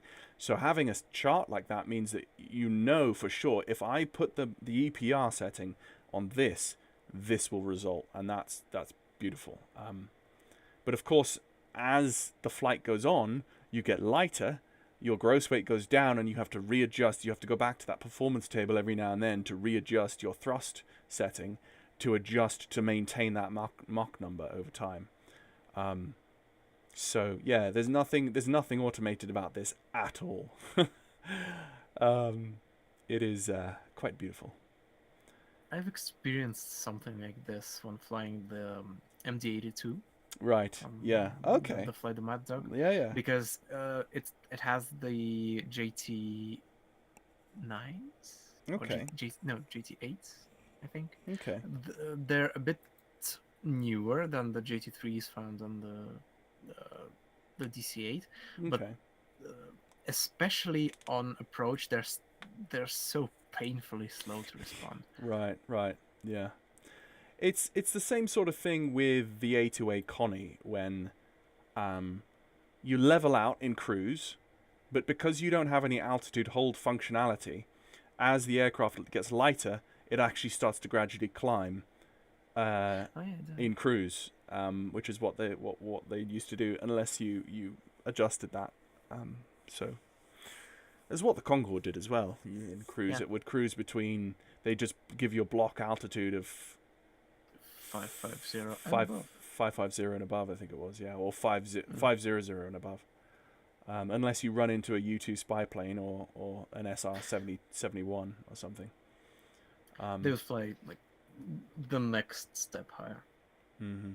They'd fly like flight level 700 or something like that. Yeah. The Concorde wouldn't usually go up to these altitudes. Actually on one of the flights I had like a light payload, and I did actually level off at flight level 600. Nice. But usually you just sat. Well, it did have a special cruise auto throttle mode, basically, when it would use, in order to control the speed, it would actually use the temperature of the nose. Oh, really? Yeah, it was using the temperature of the nose cone to determine the Mach number, and it's crazy. It was actually quite an accurate way to maintain ingenious Mach and accurate. 2.02. See, this is what happens when the French and the English actually work together. This is when they actually decide not to try to kill one another, and good things can happen. I think some aircraft still use the same method to calculate your Mach, on the gauge, because in the manual for the MD-82, I have the FCOM from Continental Airlines, I think. Okay. The old one. Oh, nice. And it actually says that it's not recommended to. It has a Mach hold auto throttle mode, but it's not recommended to use it because it measures Mach as a function of temperature, and so it's prone to overshooting and undershooting. It just it doesn't stay at the correct level. Right. Interesting. It goes fast. It overheats a bit, then it overcorrects, then it overcorrects again. Right. It's not very stable. They recommend you use you just convert Mach to airspeed and use airspeed because it's more precise. Yeah. Sure. Yeah, interesting.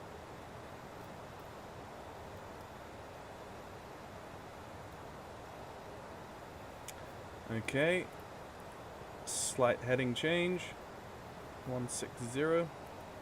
We've got 177 nautical miles to run, and that'll take us 19 minutes, I think. Oh, actually, yeah, distance time, that'll take us 19 minutes. So we are getting close now to cruise, top of ascent. What we do have to do is go to shift 5, and the destination altitude is on average 300 feet. I think it's the elevation in Greece in Athens is 305 feet, so we've just set 300 feet. And when we begin the descent, we do have to press the begin descent button, and the auto flight engineer will manage the pressurization of the descent. Oh, it's manual pressurization. Yeah. The 154 does have an automatic pressurization system, but one of my good friends actually, he's type rated on the 154s. He used to fly them. Yeah. And basically, he tells me that out of all the systems it was equipped with, the only system that consistently didn't work correctly was the automatic pressurization system. So the engineer would basically sit there and... Yeah, there's one quirk about it, because the pilots wouldn't usually touch the throttles. It was the flight engineer's responsibility. Interesting. he would set like takeoff thrust and climb thrust and cruise thrust, and basically the flight engineer would sit with one hand on throttles and the other on the air supply switches. Right. That would allow him to change the pressure of the air coming into the cabin.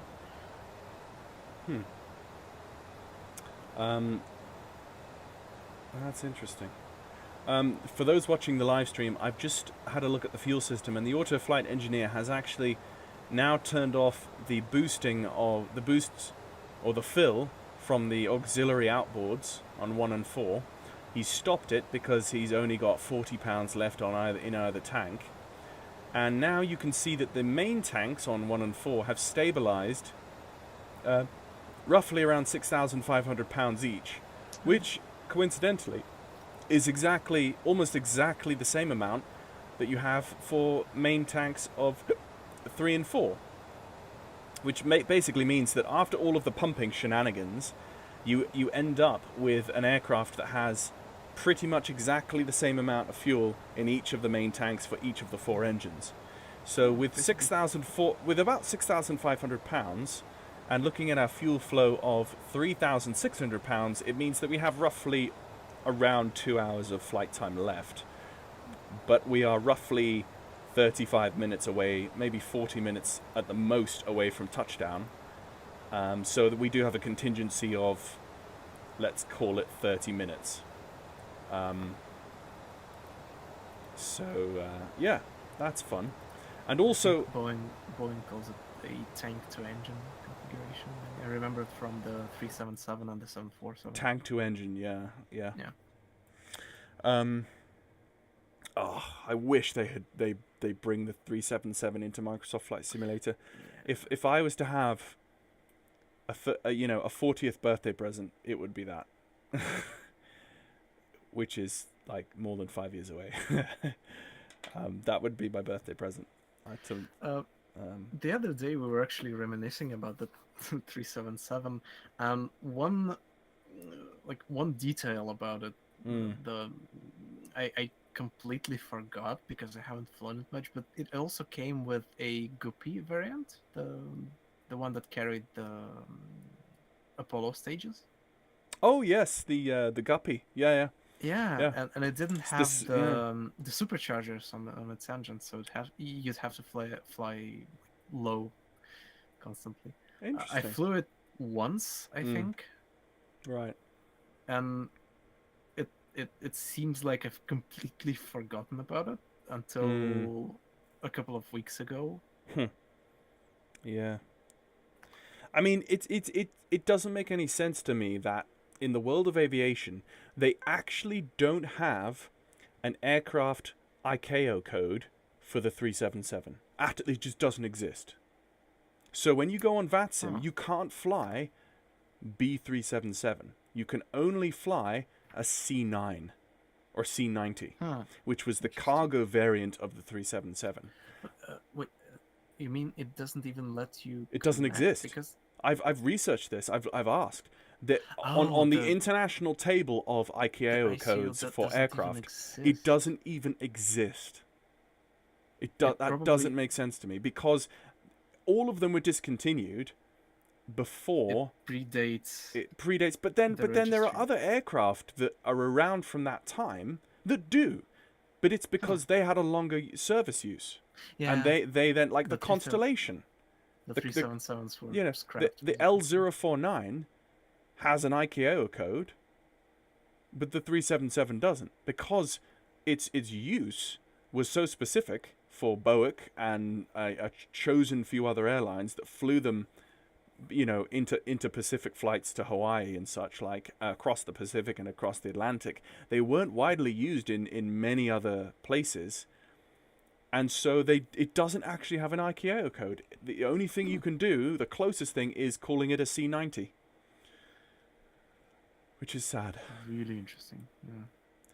Interesting, but sad. Anyway, so now looking at my... right, I could genuinely still run another 50 nautical miles before I begin my descent. So I'm going to do that. I'm going to run another 50 nautical miles before my descent and just see how it goes. Because we'll be descending at 2,500 feet per minute at idle thrust.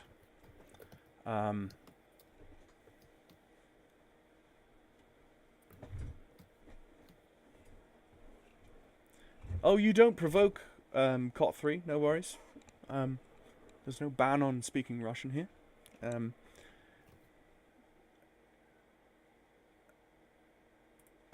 Let's just have a look. No, still no ATC online at Athens, but you know that's okay. We can call on Unicom. Well, let's have a look at our runway because I need to know. I need to know what approach I need to start planning for here. Athens. Okay, so it's going to be runway 21. Yeah, it's going to be runway 21 QNH 1019. It's only a 3 knots crosswind, so basically nothing to worry about. 17 Celsius. Oh, I would love 17 Celsius right now, but there we go. VFR conditions, few clouds at 2,500. Yeah, looks good. It should be a really nice nighttime IFR approach to runway 21. So actually, oh, screw that. Oh, no. The approach I had planned is now changed. I was planning on coming around the south side and coming in on the opposite runway, but now I've got to do an approach for the north. So actually, this waypoint we're coming to is going to be the last INS waypoint, and then we're going to go back to VOR navigation. We're going to go direct Karsastos, which is 112.2. And before we get there, we're then going to turn off onto the ILS, and we're going to do self-vectoring. But it's in Unicom airspace, so we should be okay. The question is, how far is that here? QDM range of bearing. That's 160 nautical miles to the end of the ILS right now. So I'm going to say we start descending 60, 54 in about 40 nautical miles now. 30 to 40 nautical miles we start descending. So there's that. And I'm on Unicom, and I've not heard anyone in a long time say anything, so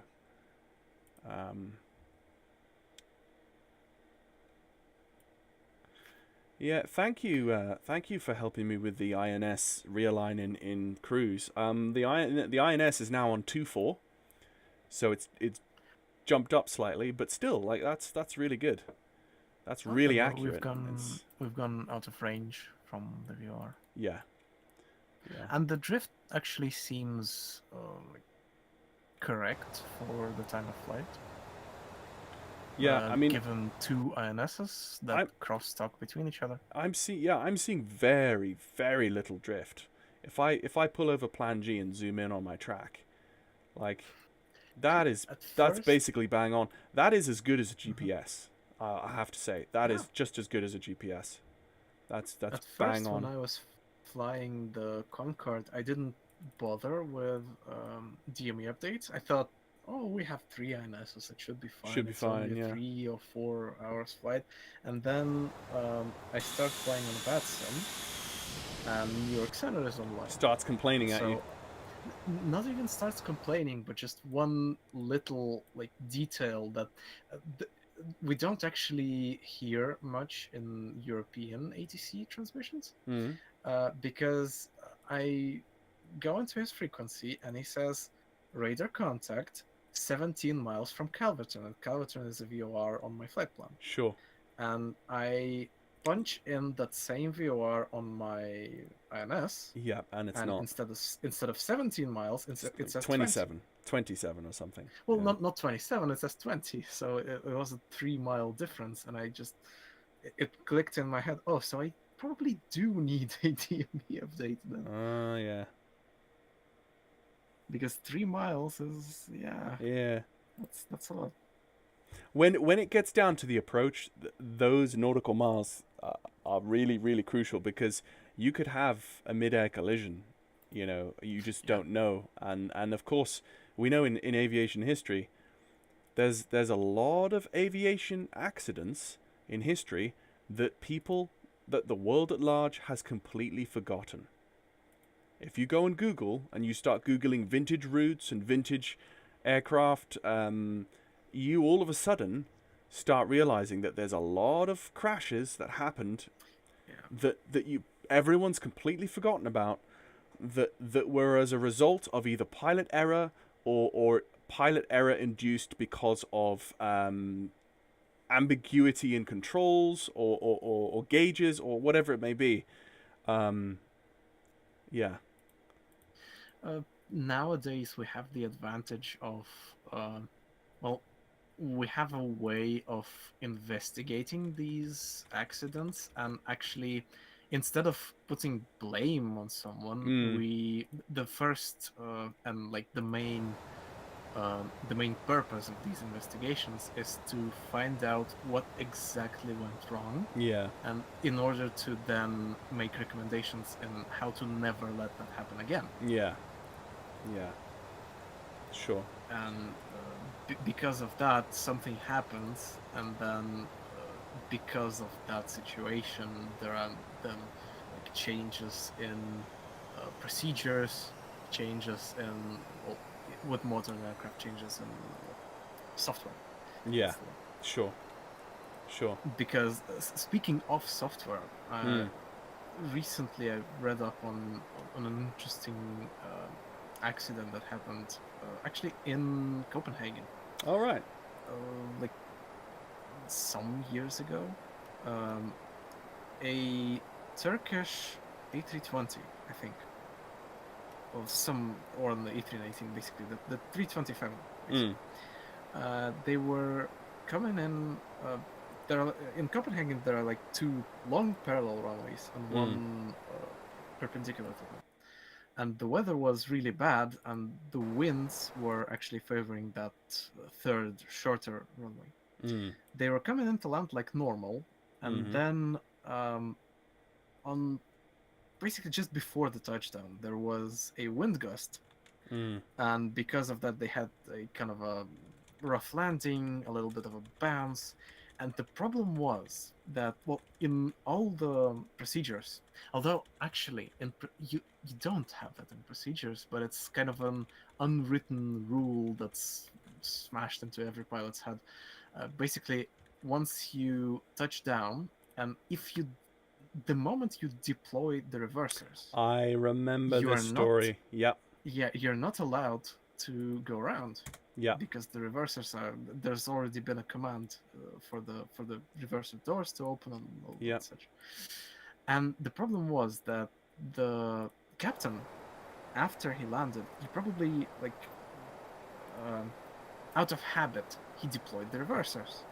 But then immediately he realized that the landing wasn't good. Yep. So again, probably without thinking, just with this muscle memory, he closes the reversers and he goes full toggle on the thrust levers. Oh no. And what happens is, at that moment, there was like I think 180 millisecond this stretch of time. Wow. Like basically 1/5 of a second when the right main gear was on the ground and compressed, so the right weight and wheels sensor was active. But the left main gear wasn't on the ground. Wow. It was like an inch off the ground, so Yeah. the sensor wasn't active. And in that moment, a command went out to close the reversers and engage full thrust. Yeah. And so, because the right weight and wheels sensor was active, the command went through. The right reversers closed, and the right engine went up to full power. But on the left engine, the command didn't go through because there was no weight on wheels. Yeah. And thankfully, it didn't go to full power because there was an interlock. It just stayed at idle reverse. Funnily enough, one, because it had the CFMs, it didn't have like a sleeve. It had these doors that open Yes, up. yes. One Petal of the doors, four yeah. doors closed, but the three others stayed open. Oh wow. It was kind of a weird situation. Most horrible nightmare that you can imagine. Yeah. Yeah, and they didn't even realize what happened. They thought they had like an engine failure or something. They veered to the left because the right engine was at full thrust. They barely managed to take off from the runway and not hit the antennas because they flew like a couple of feet over an localizer antenna. Oh, the glide slope. Oh yeah. Wow. Yeah, and the problem was that in the software, the Airbus actually had a lock. So while they were on the ground, basically below some kind of altitude that they've set, and since they were below that altitude, there was no message on ECAM telling them that the reverser doors were open. Oh wow. Because the logic in the programming was that since the pilots are low, it's a really critical moment, we shouldn't bother them with too much information, and so it didn't give them any information. Wow. But thankfully, after they've climbed up a little bit, the lock disengaged, and it actually gave them the message. They've landed safely. After that, they've just treated it like an engine failure. The QRH action is just to shut down the failing engine. Right. They've landed on the right engine level. Wow. But yeah, because of that, they've actually changed the programming. And because I remembered about this change because I was actually reading about a different accident that happened in Russia in 2019, I think. Okay. An A320 again. They were taking off from a smaller airport in Moscow, not the main one, not one of the main three ones, and they right after takeoff, basically at rotation speed, right after they left the ground, they've had a double engine bird strike and double engine failure. Wow. Because of that. And there was some confusion about, since they've lost some hydraulic systems, they also lost, you'd usually have artificial feel in your rudder that will kind of tell you whether you're sleeping or not. But once the system goes into one of the alternate laws of flight, it disengages that artificial feel, and so they've actually had some kind of slip all the way. They've landed in a cornfield. That was like the main. Oh, I seem to remember that one as well. The main news point. Yeah. They landed in a cornfield, and there were no serious injuries out of anyone in the airplane, and it was full of passengers.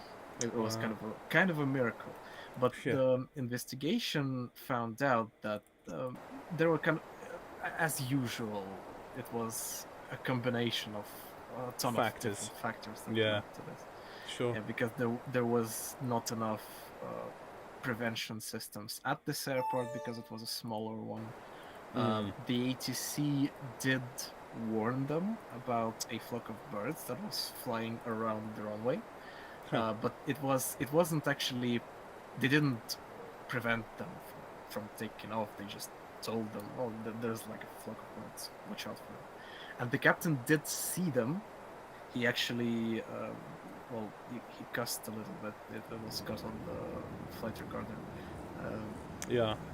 There were a couple of expletives thrown at that flock of birds, but the first officer,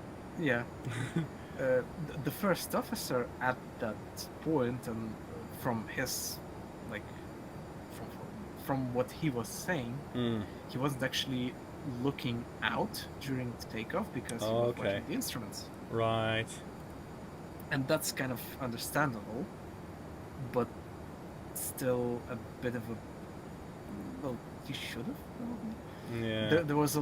There was a lot of things that probably should have been done, and a couple of recommendations were to again change some of the software, and they did actually change the software and the FCOM, the Airbus, to kind of change the behavior of a couple of systems that didn't behave as expected during that incident, and also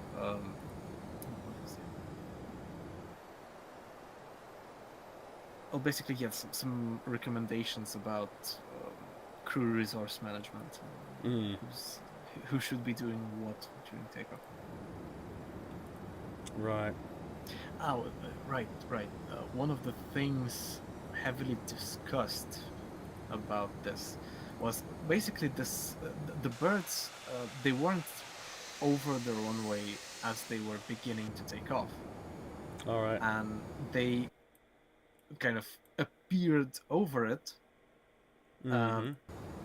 when they were already past V1. So they, if they were to follow the procedure, they had to take off, and they did take off into the flock of birds.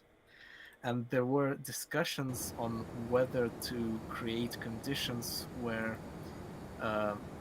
basically you would be able to make a decision and to reject the takeoff past V1. Sure. Because the notion is that it would be it would be less dangerous to overrun the runway than to take off into birds. Mm-hmm. And have a double engine failure. Sure. Because there wouldn't always be a cornfield on your way out. Wow. Right. Yeah. Well, I am coming close to my approach here. Yeah. So I'm gonna stop the story time. That's all right. No, that's fine.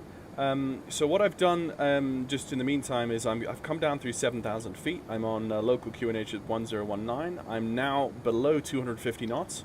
I do have the inboard thrust reversers going just to hold me from running through that 250 knot restriction. Continuing to descend down through 6,000. I've got 3,000 feet more to lose, and then I'll level out at 3,000. I'm going inbound to this VOR, which is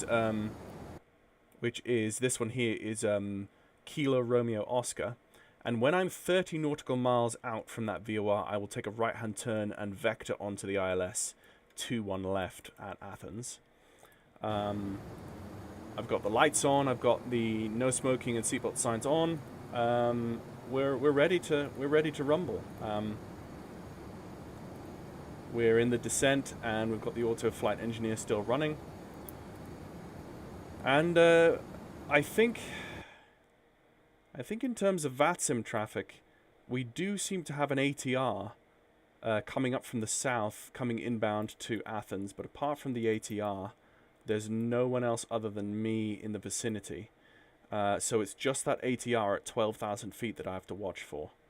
Yeah, there are a couple of people in Athens preparing to depart, but other than that, no.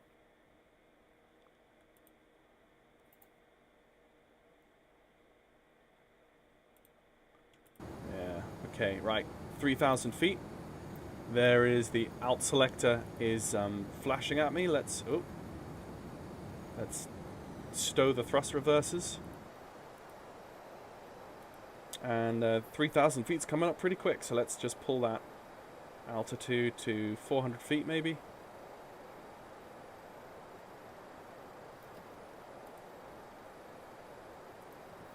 Oh yeah, and the what are those?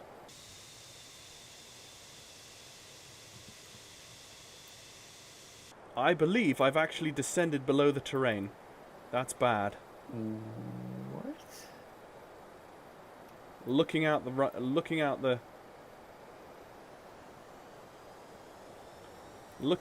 horizon in front of me.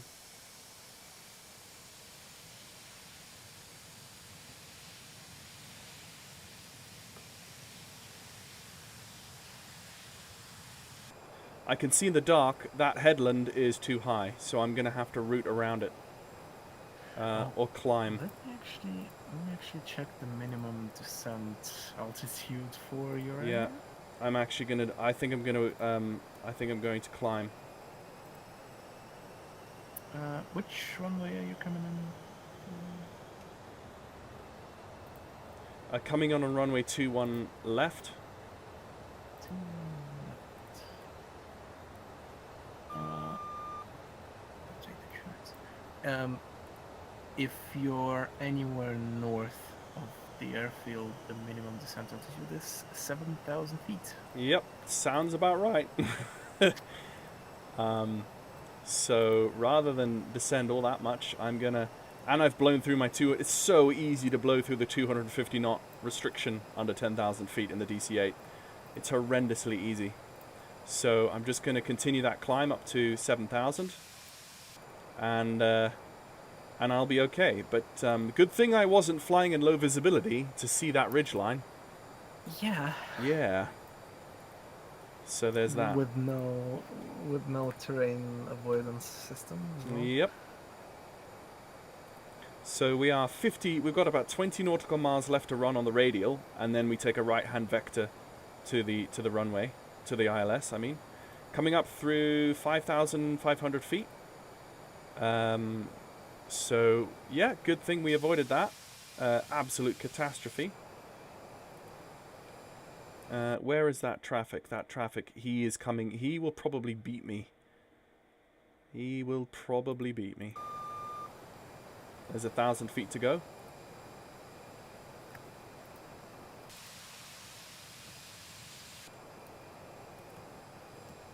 Yeah. 7,000 sounds about right. I'm now overhead the terrain. I would now be pretty much impacting the terrain. That was a good call. Yeah, you should. You do enter the glide slope from 3,000 feet, but yeah, but you need to be over the water and closer to the airport. Mm-hmm. You're basically on the localizer in order to descend that low. Yeah.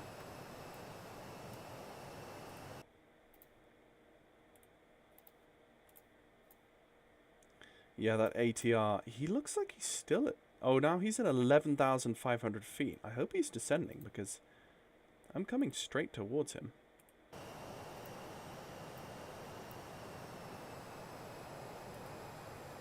Yeah, basically all the approaches using VORs and other radio equipment would have you fly over the airfield. And then to the east over the sea, descending, and then turning back into final. Right. I see. Rather than go directly across this terrain. Yeah. Yeah. Well, if we had ATC online, you know, we would. Anyway.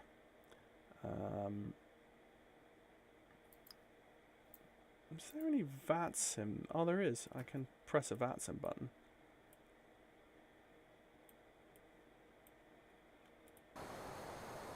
No, that doesn't work. Anyway, never mind.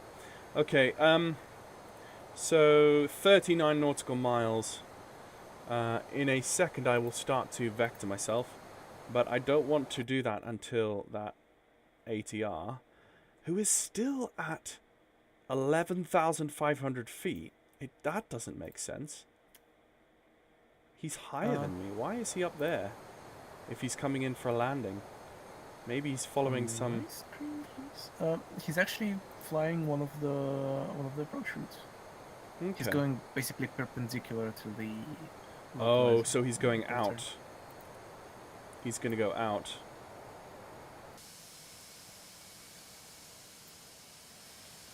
Well, from what I'm seeing on VATSpy, he's pretty much on the path.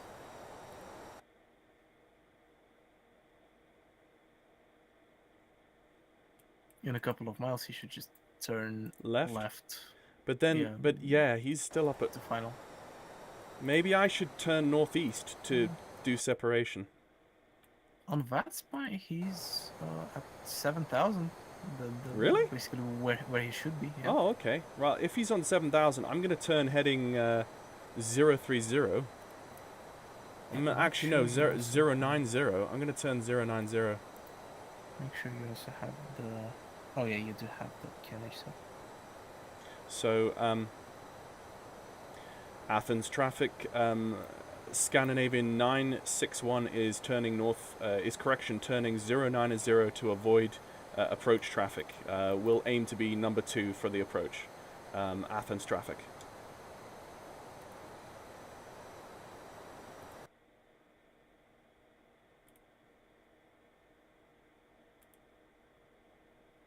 Yeah, I see him now.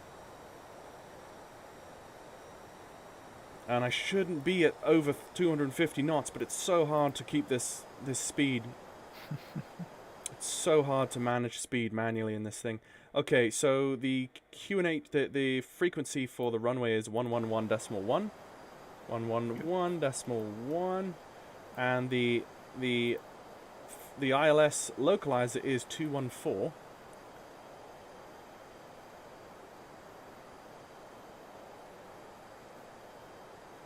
Set in the box, and let's just wait for him to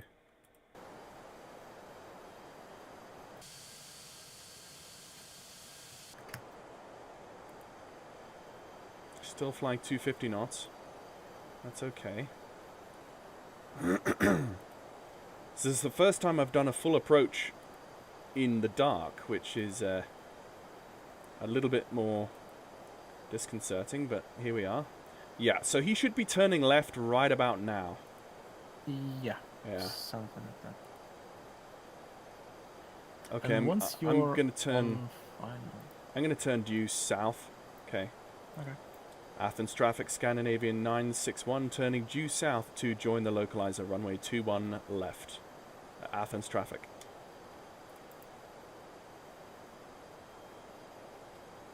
Once you're on final, you should be able to start descending like when you're 20, 25 miles DME. Okay. You should be clear of any terrain. Sure. The aim is to be, let me check, at 3,000 feet by 8 DME. Okay. 3,000 feet by 8 DME. Okay.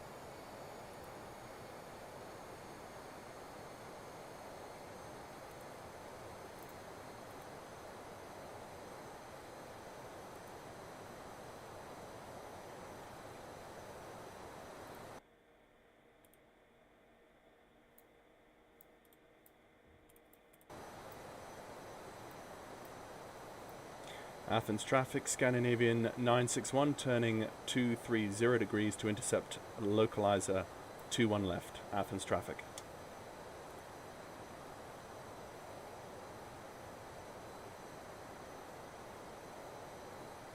Set. I go down, select the altitude beeper to 3,000. And this, it's kind of hard to tell. Over the promontory where I am here, coming over this town called Styra, how soon can I start descending to 3,000? I say I could probably start now. You can descend to, let me see, like 4,000 or 4,500 at first. Yeah. And then once you're about 12 miles, you can descend further, because you'll be over the water. Right. So I've got a 25 nautical mile DME now from the ILS. So Yeah, you I'm can, now 24 nautical miles out. It's like 4,500. 4,500. Okay. Because 4.5. the highest point on final is 2,500. Okay. I'm gonna arm the speed brakes for when I actually touch down. There's gonna be some terrain to the left. Okay, 1,000 feet to go. Watch out.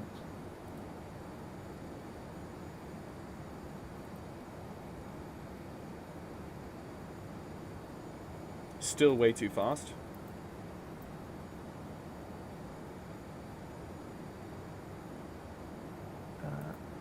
I would suggest you turn like a bit more to the right, like 15, 20 degrees. Okay. Yeah. Turning more. You will be flying on the terrain.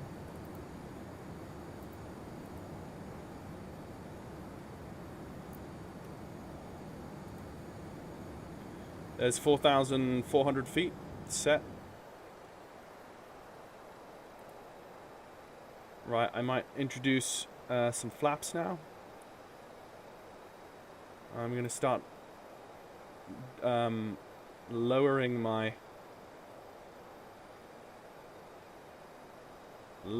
speed and beginning to bring some flaps in. Flaps are going to be flaps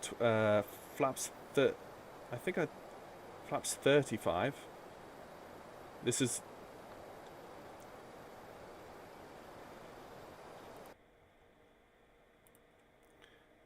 yeah, flaps 35 for landing is what I've decided to go with. Let's go localizer. Okay, and there's the localizer I'm establishing.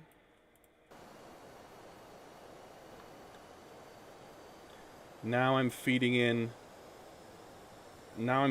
more flaps. There's the glide coming in.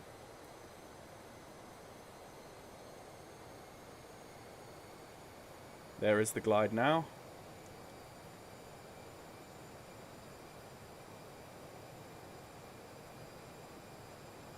And there's the glide almost there. Gear is coming down. Taxi lights going on.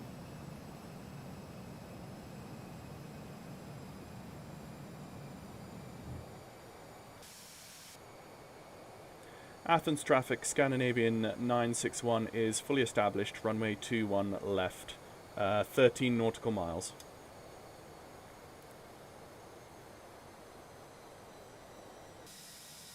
Okay, this is where the secret sauce starts to try to make sense here.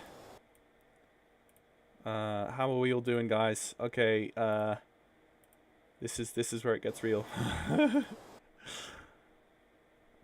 Here we go. Now this is where I have to monitor. Okay, gear is down, 3 green. There is my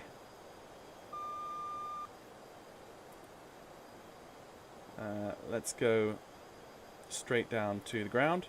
So I've set my takeoff thrust to be 1.87 EPR in case we need to do a go around. And let's just bring the thrust down. Let's bring in. Okay, flaps are set for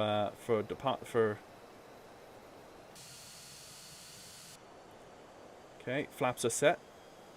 And we still need to lose some speed.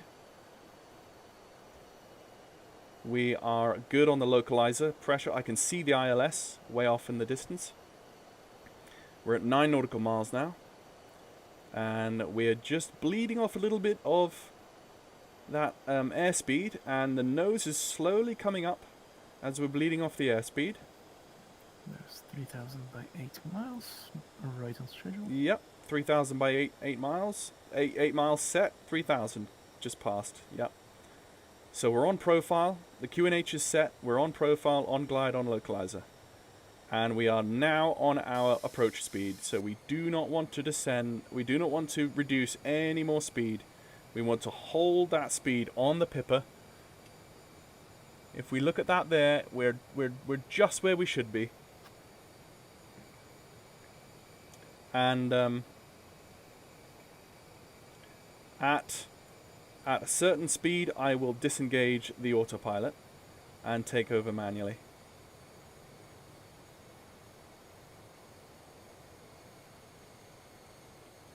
That's 3,200 feet.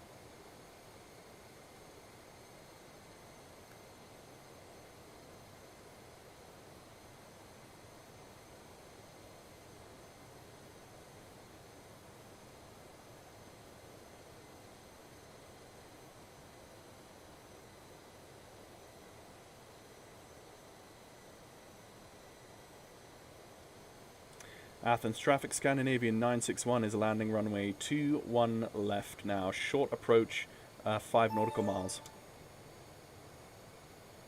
Okay, I'm going to take the autopilot out now and get rid of that. And here I am on the manual. And just watching my speed and watching my profile. And everything else should just slide into place. And a little bit of wind there. Just got a little bit of a kick of wind. Everything's beautifully stable though. And it's such a manual approach aircraft. It really is such a pleasure to fly. And if you can fly it properly and you're on Vatsim and there's even a controller telling you what to do, it all comes together and you feel amazing. And I can see a little, I'm a hair low on the glide, but I feel like I'm doing really well so far. Oh, there's another autosave. And I'll tell you the landing rate as soon as I know it, once I've decelerated. And there's no auto brake on this aircraft, obviously, so you're going to have to do manual braking after touchdown. And I'm a little bit low on the glide, so correcting. And I've got a little bit of excess airspeed, so just going to bleed that off. And pull up the nose to correct that. So 2 whites, 2 reds. We're looking good on the Pappies. And now we're just transitioning from our instruments to more of a visual touchdown. June 870, Athens traffic, pushing start, stand Alpha 3, facing northeast. Little bit low on the speed. Now we're going fully visual here, and we're literally just going to plant it down on the numbers, which is about there. Thrust idle, hold that attitude, and down she comes. And thrust reverses and brakes. Speed brakes are out, thrust reverses are normal, decelerating. Coming down through 80 knots, and that was a touchdown rate of 148, negative 148 feet per minute. And that is thrust reverses stowed. And welcome to Athens. That was a lot of fun. Let's retract those landing lights. And that is a horrendously bad landing light there. But there we go. Oh, and here I was thinking I had installed the Flight Tampa Athens scenery, and apparently it's not here. So I'm gonna have to go and I'm pretty sure I installed that. That's a bit of a letdown after such a nice flight. That's a pain. I'm going to have to figure out why that didn't work.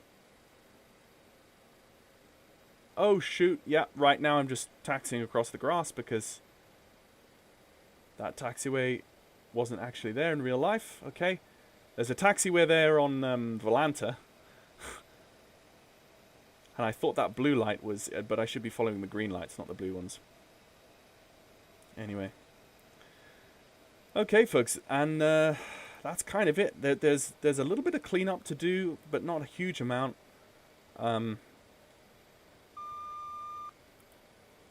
Let's just take a left here, or a right here, sorry. Yeah, that's annoying that I don't have actual scenery. I'm pretty sure I installed it, but maybe I didn't. Maybe I just haven't installed the scenery yet. But I can have this scenery installed for the flight out of here. So just pulling up the flaps, and I'll just pull the nose up to this this jet bridge here. I think it's installed partially because the jetways are the correct ones, the ones that should be here, but the rest is not. Right. All right. Thanks for the great flight. Yeah. And I'm probably gonna log off. Yeah, thank you for joining. And really to stop the engines to request ground services. All right. Okay, let me turn on the external electricity. Get that on, like so, and then I can turn the engines off, like so.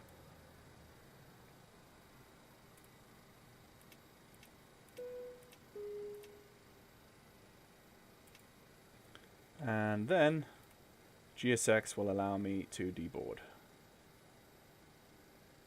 The boarding requested.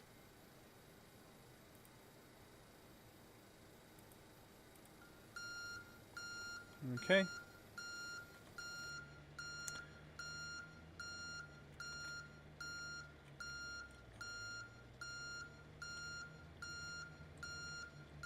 Yeah, and even the textures of that gate don't look quite right. But then, to be fair, all of my lighting and textures went really weird during dusk, so...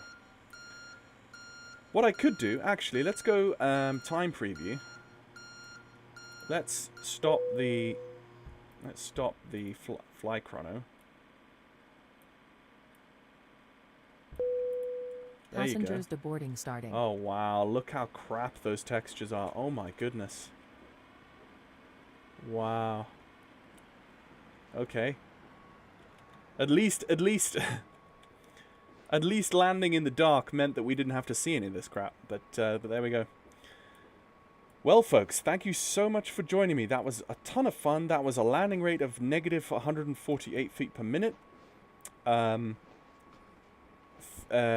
it's just a ton of fun. I mean, I descended below the minimum safe altitude, which of course was completely my mistake because I should have checked that on the approach chart, and I didn't. So that's mine. But apart from that, I think this is a Vatsim capable aircraft. It just takes a bit more work and a bit more learning with the INS and so forth than other things. So I'm going to go have some dinner. I'm going to go grab some toast and call it an evening. And thank you very much, guys, for joining. And thank you for those of you in the Discord channel, Marvin and Ian, for joining too. And I will say good evening on the live stream, and I'll try and put chapter points in the YouTube video after this so that for those of you watching on YouTube after, you can jump to various things, and hopefully that won't be too crazy. So, yeah, I'm going to say good evening and have a good weekend.